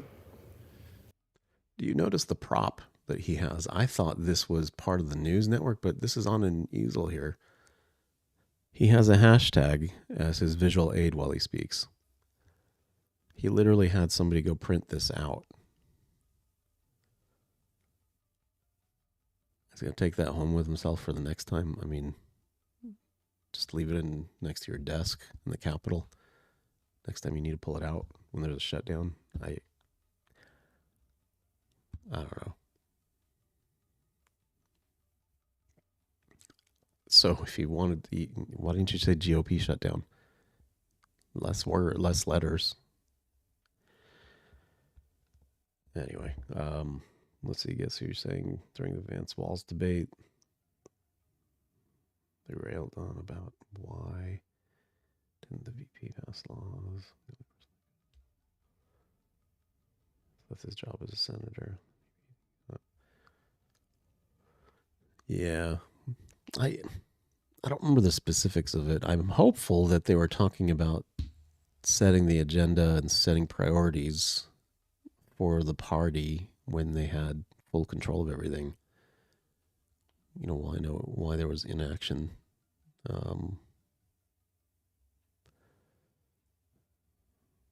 But yeah, I mean, sometimes the way they depict things, you know, are for show, right?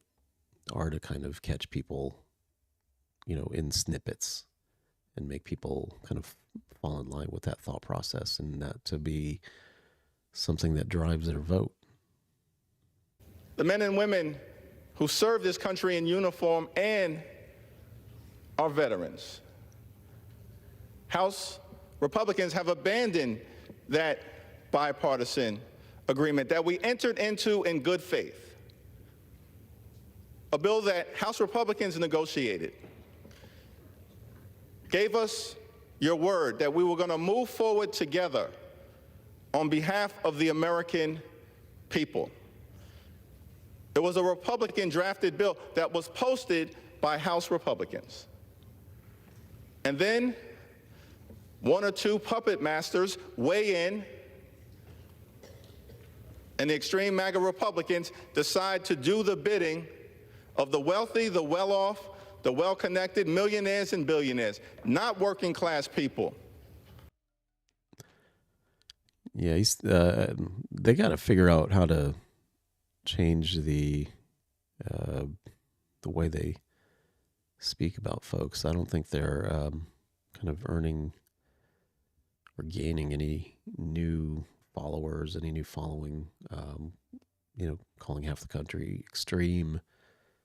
And the idea that things were just for millionaires and billionaires, I think is starting to fade with a lot of folks. I mean, just people I've interacted with, I've done live events and had, you know, various guests come up and how they speak.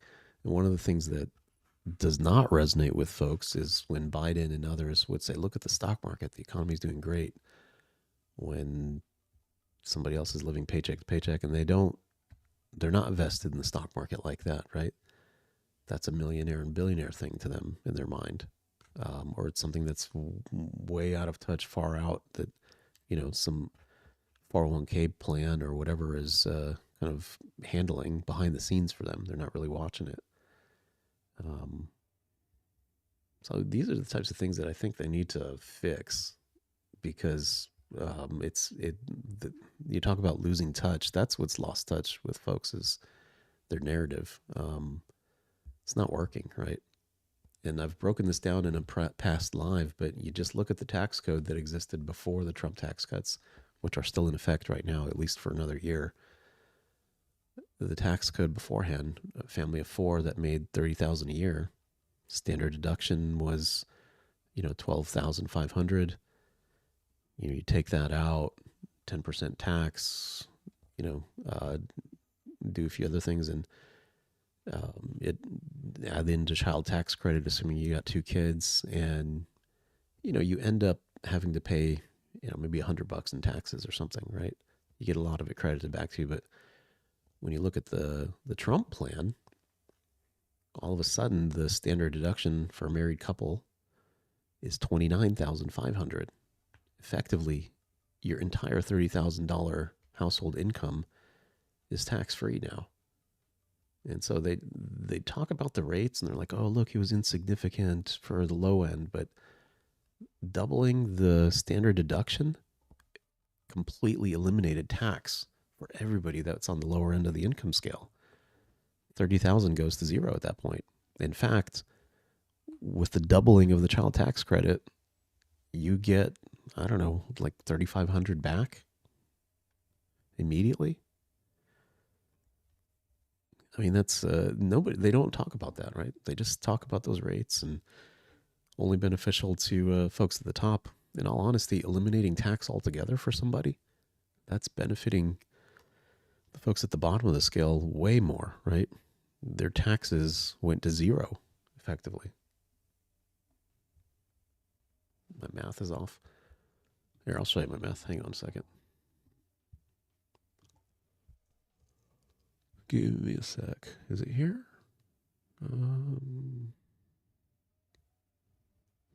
Yeah, we had poop on the subway as a subject, if you guys noticed that. There we go. All right. Let me clear out the... All right, here we go. Let's zoom in. All right. There we go. Married couple, got 2 kids. The old tax code, the Obama tax code that was in place before Trump. Your income is $30,000. Here's the standard deduction. Just simple math. This is your taxable income, right? And 10% was the bracket. Here's the tax you owe. Child tax credit at that point in time was $1,000. Additional child tax credit. I was a little off on my math. I said $100. So you got a refund of about $260 at the end of the day under that code. And again, this is just looking at federal. This is not looking at state or anything else, right? Trump tax code that's still in place now.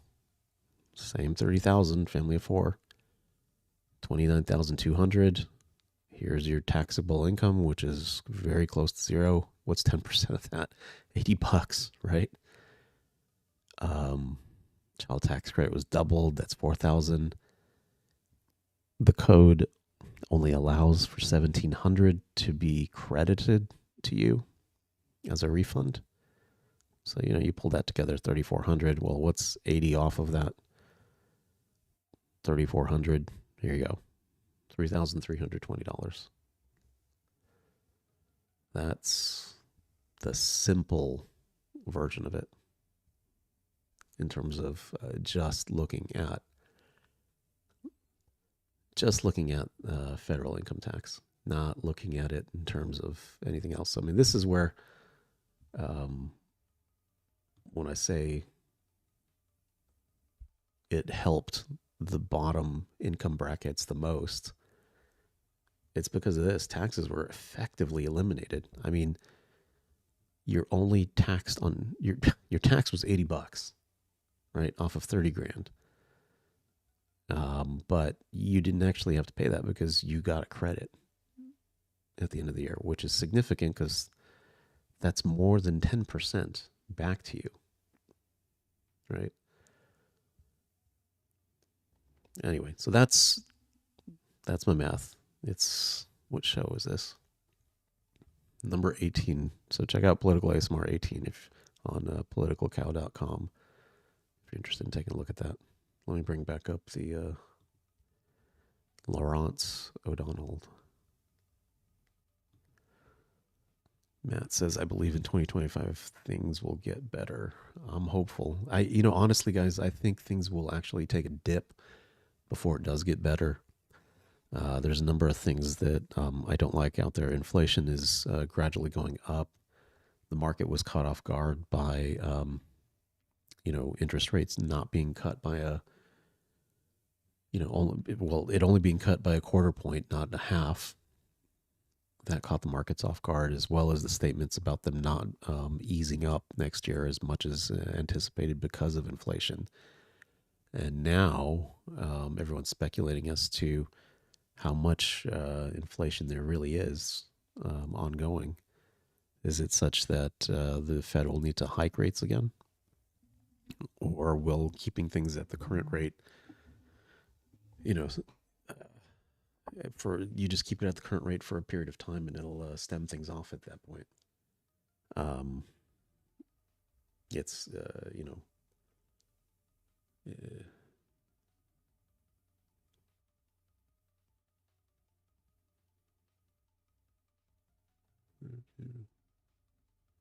blocking everyone here. Oh, wow. Very funny. Let me get this guy out of here. All right. Yeah, the Democrats can keep biting. So let me open up a chart real quick, guys. Trading view. What do you guys want to look at? The Dow, the NASDAQ, S&P. Which one should we pick? Bitcoin. We can look at Bitcoin if you want. My festive recap. Really? You guys want to see my recap with me? You've been charting. Have you been charting naughty or nice this year? What the heck? Okay. Holy cow. I got to remove this. You guys got to see this. I go to like pull up a chart and this is what comes up. Have you been charting naughty or nice this year? Join the party. See your 2024 stats on Make-A-Wish. Oh boy. You guys ready to see my stats with me? I don't know. Give the live a like. I'd appreciate it. This might be embarrassing. Let's see. Let's celebrate. Go. Unwrap your festive recap. See my highlights. Okay, go. Show me. Before we start, a stat close to our heart. That's how long you've been with us. Holy cow. Really? That seems like a long time, guys. Your year in review, fetching the traders. 132 symbols. 62 news. Oh, I swear it's got to be more than that. That might be 32 layouts. Really, that many? Jeez. I got too many layouts saved. 20 indicators. Holy cow. If you guys want Market Cipher, check out the link in bio. I got a discounted link on there. Only one comment on ideas. Okay. All right. Now I'm going to make a wish. Now what? Okay. I'm going to wish I would like more likes.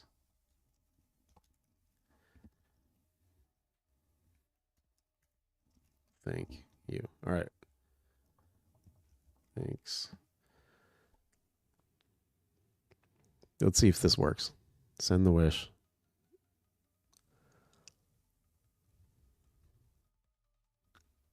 Am I going to get any more likes? Dear political commentator, your wish for more likes and subscribers come true. Just remember that with great followers. Stale and oh, how funny! They've got a little AI that interprets your wish and it gives you a different outcome. Okay, all right. Let's get back to. All right, very nice. All right, I'm just gonna go with NASDAQ. Okay, guys. Let's check out the super chart. We're on a daily here. I think this looks like a daily on a daily chart. Okay. What's the report here? In search of a Santa rally. Yeah, I don't think we're gonna. So check this out, guys. We topped off here, and the last couple of days have been pretty brutal. In fact, on the Dow, I think they said it was 9 days in a row. Let me go back. Let's pick the Dow, actually. Now that I think about it. Is that right? 9 days in a row? Must have broke the streak if they said it was positive now.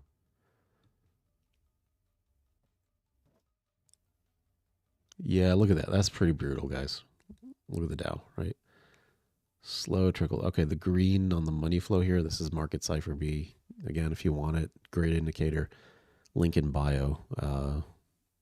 You can rent it or lease it, or you could get a lifetime subscription to it. Look at this slow trickle. Money flow going out, getting negative in the red here. Boom. Momentum going down low. When was the last time we really had something like this? Had a pretty big dip here, but money flow looked okay. Yeah, I just I don't like it. So we've got 41, maybe down here 40. It's just not looking good, guys. To me, not financial advice. I actually sold all my crypto. I'm out. I'm waiting.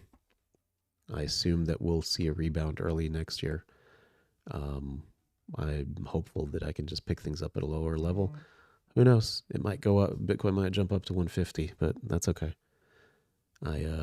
There's just too many factors going on right now that are leading me to believe that things aren't looking that great for individuals, which will translate into a weaker consumer. Holiday spend will be a critical one. PEs being way out of whack. I don't understand. I really don't understand. You look at so here, for example, you look at a company like NVIDIA, right? Actually, let me see if I can pull it up. NVIDIA, boom. Let me see. Can I get the Nope. Which one is the technical? Notifications, ideas, chats, my ideas. Doggone it. How do I get the technicals on a chart? It may have some stuff hidden here because I'm in a compressed view. Just data for. Doggone it. Is it here? Move pane down. Watch list details. All right. I don't know where it is, but here's. I'll just sum it up. I don't have to give you guys the exact numbers here, but PEs are totally out of whack to the point where NVIDIA's, a multi-trillion-dollar company. But when you look at the revenue that they accrue on an annual basis, right? Ooh, look, pre-market, they're already opening up a little low. We just hit 3 a.m., so pre-markets are getting going. So already off by $1.50-ish in the pre-market. Anyway, you look at their revenue. I might be off here a little bit, but say it's, $80 billion a year, right? That's a massive amount of money. That's the revenue they take in. You look at their profits, they're raking in say $20 billion a year in profit. That's pretty good margin. That's wonderful, right? And they're a multi-trillion-dollar company. Then you go look over at like ExxonMobil, right? What's their revenue? It's like $400 billion a year. Blows your mind, right? And you look at the market capitalization, and I mean, they're lucky if they're probably hitting $500 billion in market cap. Their PE is probably stuck at like 13, 14, 15, something in that neighborhood. Where NVIDIA is probably in the 60s at this point. This is just me guessing at this point. I really don't know. But I'm just trying to describe the scenario for you. I know AI is pretty hot right now, but when you see PEs that big and you see a disconnect in the industrials like that are producing more revenue, higher profits, albeit at a lower margin, but higher profits, higher revenue, and it's something that's fundamental for life, for the quality of life that people have around the world. I think that we're in a bubble. The last time it was like this was the .com era bubble. I mean, you saw Yahoo at massive, extreme levels, right? And what happened then? The NASDAQ went from just over 4,000 to, it was under 2,000. I don't remember exactly where it landed. It completely goes against basic fundamentals.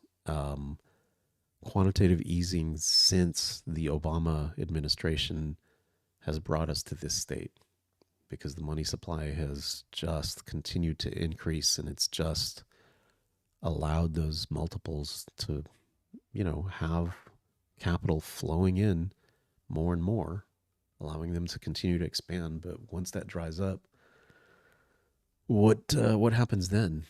So the prospect of the Federal Reserve not continuing their easy money policy at any point in the near future is problematic to them. So you couple that, right? That Wall Street was built on quantitative easing at this point in time.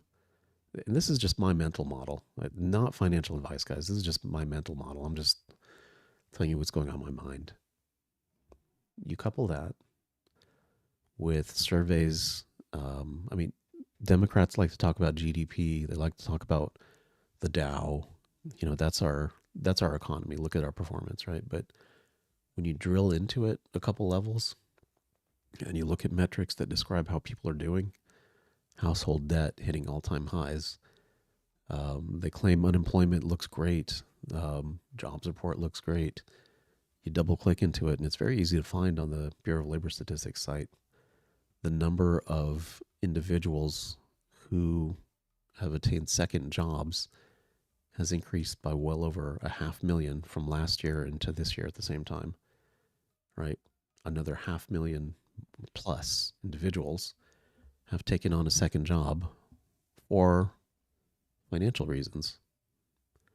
And they clearly distinguishes that. And yet those are counted as jobs created. So you got to scratch your head and be like, wait a minute, something's not quite right here. This isn't adding up. And then you couple that with continuing increases in the CPI, which is inflation is starting to tick up again. right?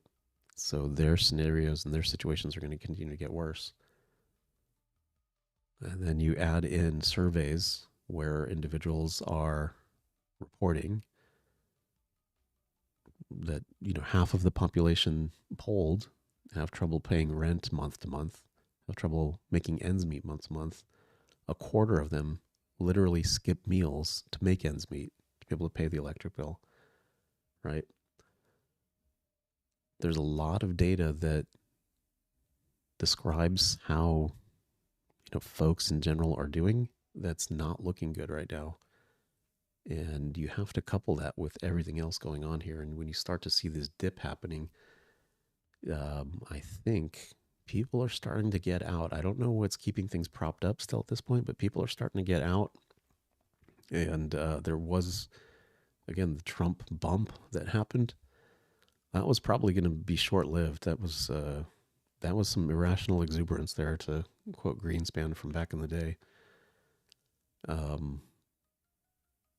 It's probably a very forward-looking view into the world once a lot of these economic cycle issues and other things were overcome.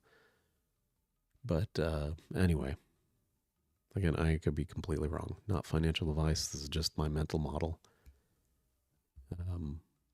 So I'm out of crypto at this point. And not too bad. I mean, shoot, Bitcoin was at 100,000. Sounds good to me.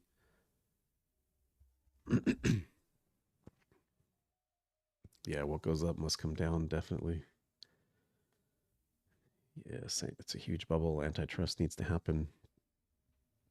It's tough. The antitrust stuff, that's a tough one. Because if you start breaking up some of these organizations, at what point does it start to challenge national security, right? Like, let's say for Apple, if they say, all right, your iPhone division needs to get separated from some of the other divisions, the accessories, the iPads, the MacBooks and stuff, they all need to break up into separate divisions. Or you look at, Microsoft, like, hey, your cloud services have to break up, which is the bulk of their revenue now. Cloud services have to break up. The productivity components, that's the Office 365 suite, that has to go one direction. The Azure-based platform has to go one direction. Your AI stuff, another. How do you unwind that stuff properly? Who decides what it is that it breaks up into? It's a difficult proposition. And then you think there's all these other nation states that the government controls these organizations. The government is allowing them to get massive and to be able to operate at scale and have massive resources to invest and do R&D. And I don't know how to balance that. I'm hopeful that the government has insider info on that and can make appropriate decisions.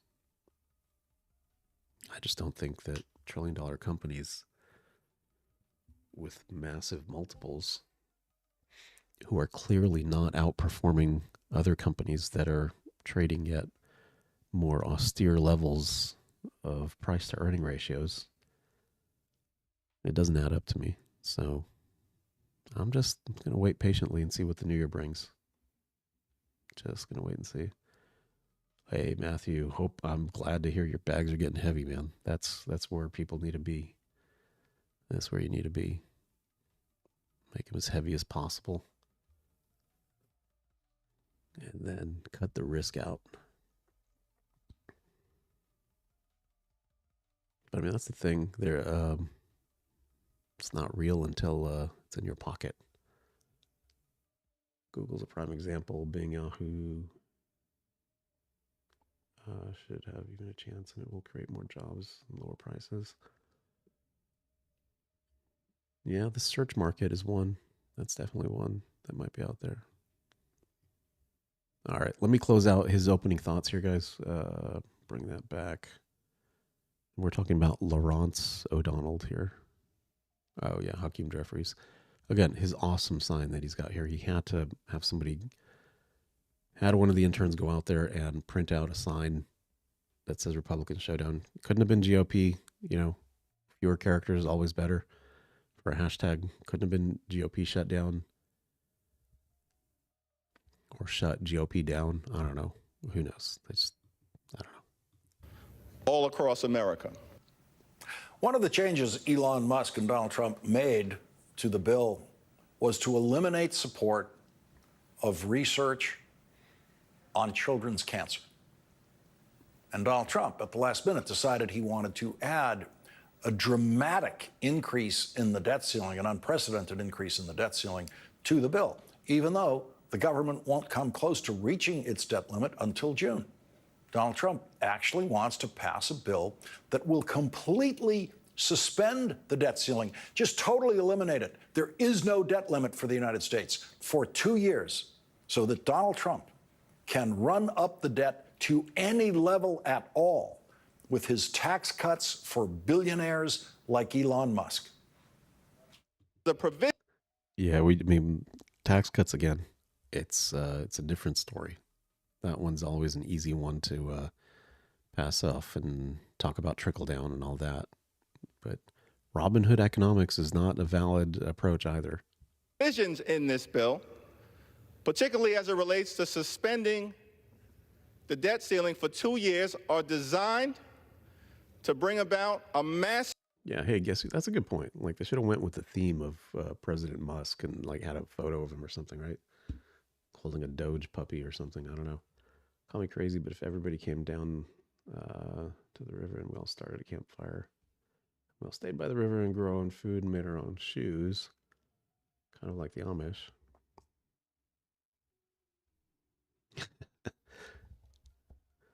Yeah. I don't know if that'll work anymore. The culture has evolved so far beyond that type of a scenario at this point. Massive tax cut, unpaid for wealthy donors and for wealthy corporations, for millionaires and billionaires who clearly some in this Congress are working for. And this bill is validation for it.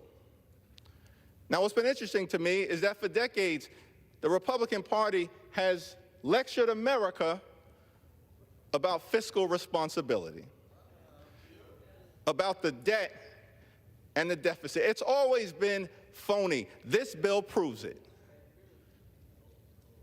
The one thing we do know is that every time a Republican president comes into office, the one thing we can count on Republicans to do. Shoot, man, I'm sorry to hear that. I'm sorry to hear that, man. You know, it's a tough one. So I just tell you my story. Mine's somewhat accidental. This might have been 2016, 17. I don't remember when exactly, but I bought a mining contract. All right. If you guys not familiar with that, you can not. Well, actually, you can't really do this anymore because it's not financially feasible. But you could, in the past, pay a company a increment of money, and they would sell you a hash rate, right? Because they needed capital, and you were giving them the capital, and they would buy equipment, and a portion of that hash rate would belong to you, and then they would allot you a percentage of the the winnings if they were able to produce coins. So I bought hash rate on Ethereum, paid $1,000, and I think it made me like, I don't know, 3 Ethereum, right? Of course, back then it was like $300, and I was like, oh man, I lost $100. What the heck? This sucks. I moved it to my Coinbase account and I left it there, forgot about it, and I think it ran up. Ethereum ran up to $1,000 not long after that, and then it dropped into the 80s, and I was like, man, I bet it'll go up to 1,000 again. So I bought a bunch. Anyway, long story short, that worked out well. I got lucky, right? I got pretty lucky with that one. Demon spawn. Thug Bamf, you're holding water for the rich and powerful. No wonder you can only reveal your silhouette, not a recognizable face. Holding water for the rich and powerful. I'm not sure what you mean by that. I don't know if you prefer to go by John or Bosco, but Democrats and Republicans are wings of the same bird. Ooh, that's pretty deep, actually. That's pretty deep. Which is all the more reason why the current set of folks that have been there for 40, 50 years need to all go. I don't care what side of the aisle they're on. They all need to go. Just completely restart. I mean, the two things that would really solve this scenario, in my view, it's been mentioned already. I can't remember who mentioned it earlier. Term limits is key, right? Just, for the House, you probably give them 4 terms, right? Make that 8 years. That's 8 years seems to be a good number. I mean, it works for the presidency as well. But House, 4 terms. Senate, 2 terms because it's 6 years, 12 years. Seems like a long time, but 1 term doesn't seem like it might provide enough coverage, but it still kind of boxes them in. You can't go beyond 12 years. But if you put some kind of term limits into place, it really disincentivizes how they operate, right? That coupled with getting the money out of politics, which is twofold in itself. Lobbyists, all that needs to disappear. And then the sneaky trading stuff, insider trading that they do. I mean, you've probably seen those ads where somebody's like, I just follow Nancy Pelosi and you can too, subscribe to my service. All that sneaky stuff. I mean, she's like the best trader that ever lived at this point. Yeah, calling no insider trading. I mean, those are the 2 keys, right? Because, I mean, the lobbying is where they hook them up with consulting gigs that pay them multi-million dollars after they leave Congress. Of course, they don't really show up for anything. No more lobby money, special interest money, and then no more insider trading. And then you just allow folks from all different walks of life to come into the mix together and debate and talk about stuff and bring their personal experiences, into the fold at that point.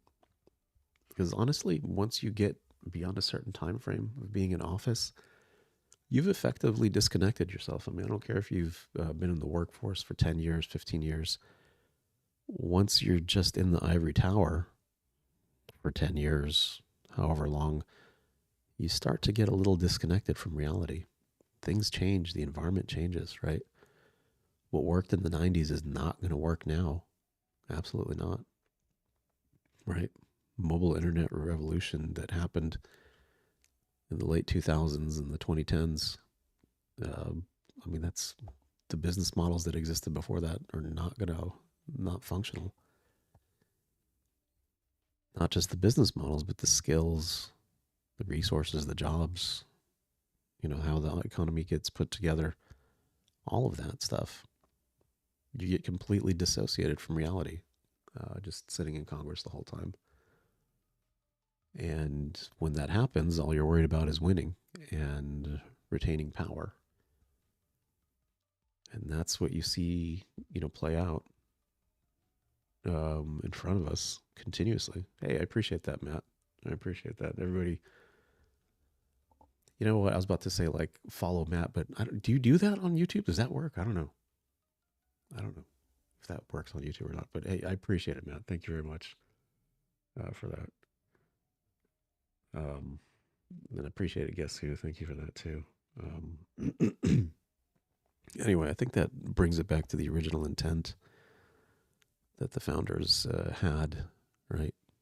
Where back then it was, farmers kind of taking time to contribute towards their civic duty. It was like jury duty to a degree, right? Because you're kind of taking a loss. You're kind of leaving some folks hanging potentially to go do this stuff.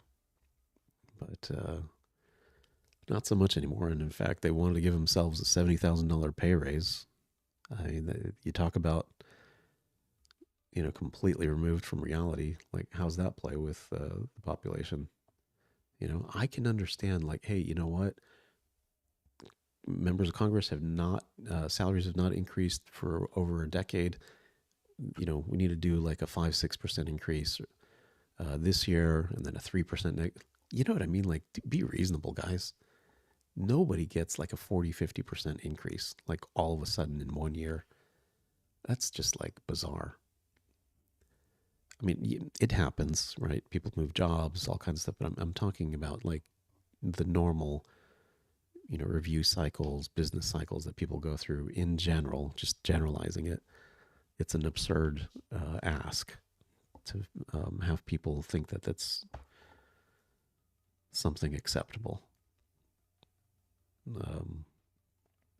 So anyway, that's the disconnect that develops. All right, let's get back to Hakeem Jeffries here and his outstanding sign that I'm sure took 20 hours to make.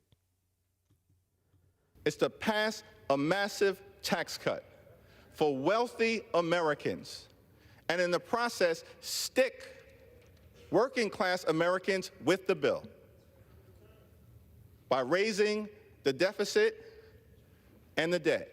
The phoniness in claiming that extreme MAGA Republicans are about working class Americans or the party of fiscal responsibility, nothing could be further from the truth. When you run up the debt and the deficit, middle class families pay, working class families pay, and we are going to defend them. You know what, guys? We might be the only ones that heard that message. And you heard the lackluster applause in the background. Let me see if there's any more of it. Okay, well, they didn't really play much. We might be the only ones that heard his message. I don't think that's going to resonate with anybody at this point in time. Right? I mean, it's more of an eye roll.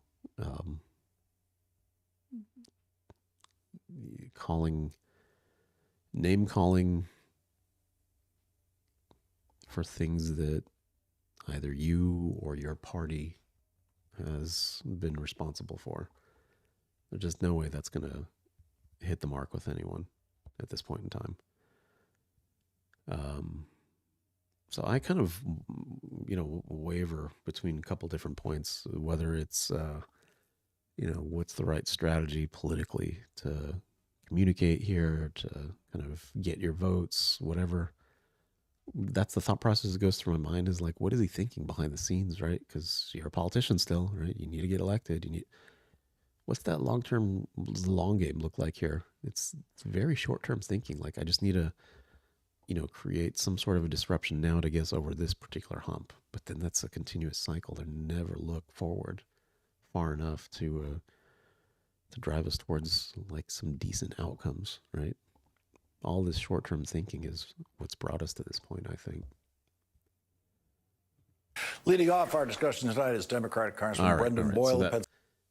How long did he have opening remarks? 16 minutes. Wow, that's a pretty long set of opening remarks. And then bringing in this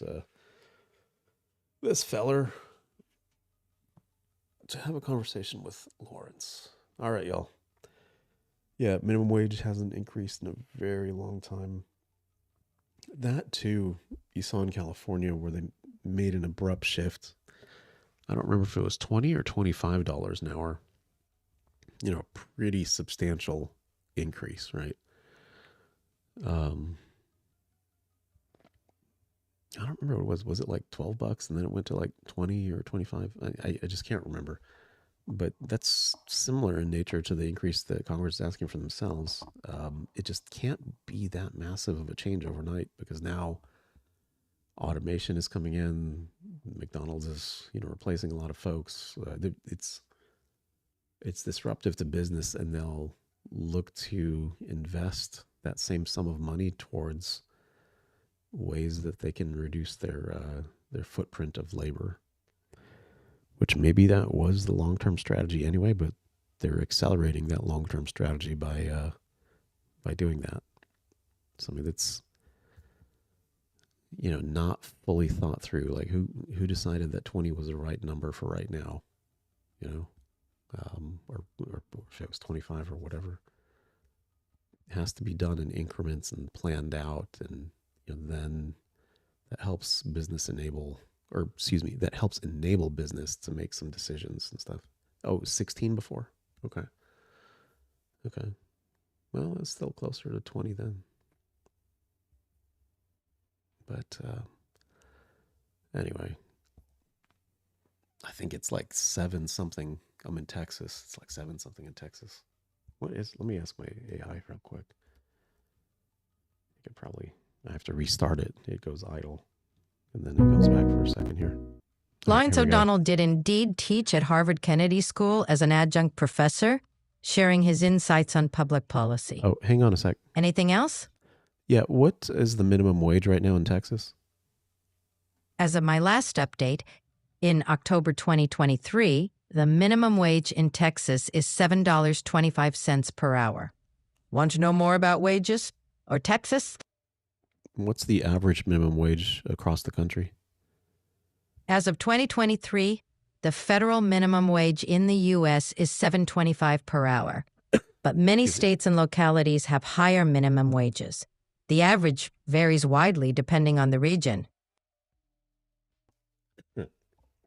All fast food restaurant employees who are covered by the new law must be paid at least $20 an hour. Hi, welcome McDonald's. My name is guess who?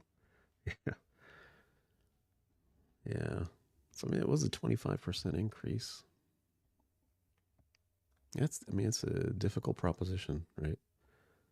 How to do something in a way that can be absorbed reasonably well without, causing dramatic responses.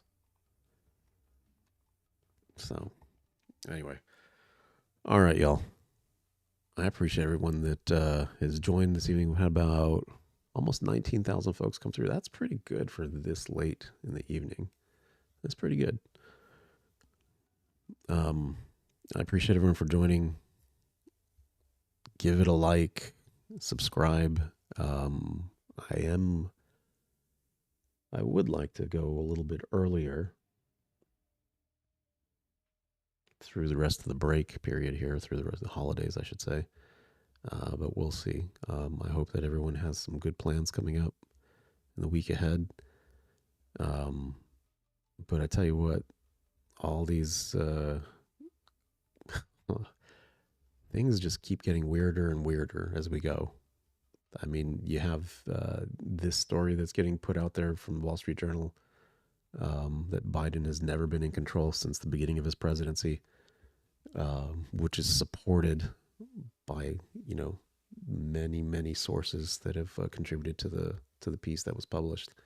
And it was not an opinion piece. Again, it was actual journalism, right? It was a real report that was published. You go from that to, and again, if that is the case, then maybe it's not Biden that's saying like, okay, go and sell the steel that's out there right now sitting for the border wall. Go sell that. Which is a bizarre thing to do, because whether you agree with that or not, guess what Trump's going to do when he comes in office? He's going to buy more. Guess who pays for that? It's us, right? Drones, covered drones from there. All right, I'm going to look up some drone stuff.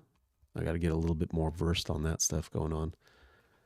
I did hear Trump's comments, though, on that, where he said that the government knows what's going on. Which I was like, oh, really? What is going on? But, if it's nothing, he should have just kind of like indicated so, but maybe, I don't know, maybe he can't. Can't now, once he's president, he can say whatever he wants because he has full authority to declassify whatever the heck it is he wants to declassify at that point in time. But anyway, gosh, I appreciate it, you guys. Just over 19,000 folks come through here. Check out the pinned comment that I've got up there, Ground News. I showed y'all earlier. I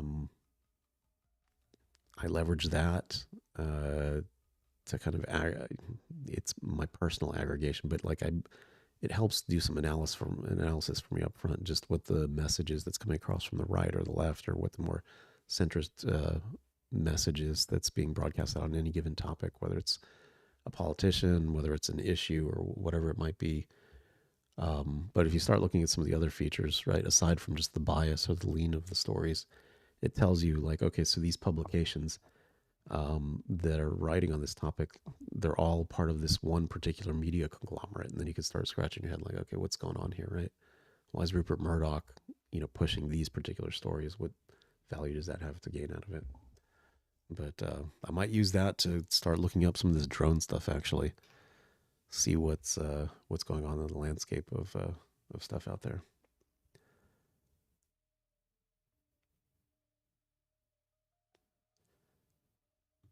So, all right, folks.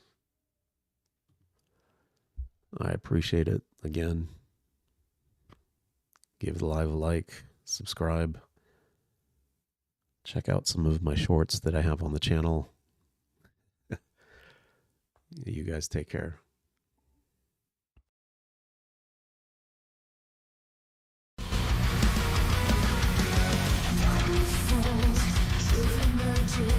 Political power compels the lies. Behind the screen, wisdom surges, lighting up hate with her eyes. In the shadows, secrets lurk. She exposes, she ignites. With every post, she does the work, unmasking darkness, revealing light. Political cow, not thinking right.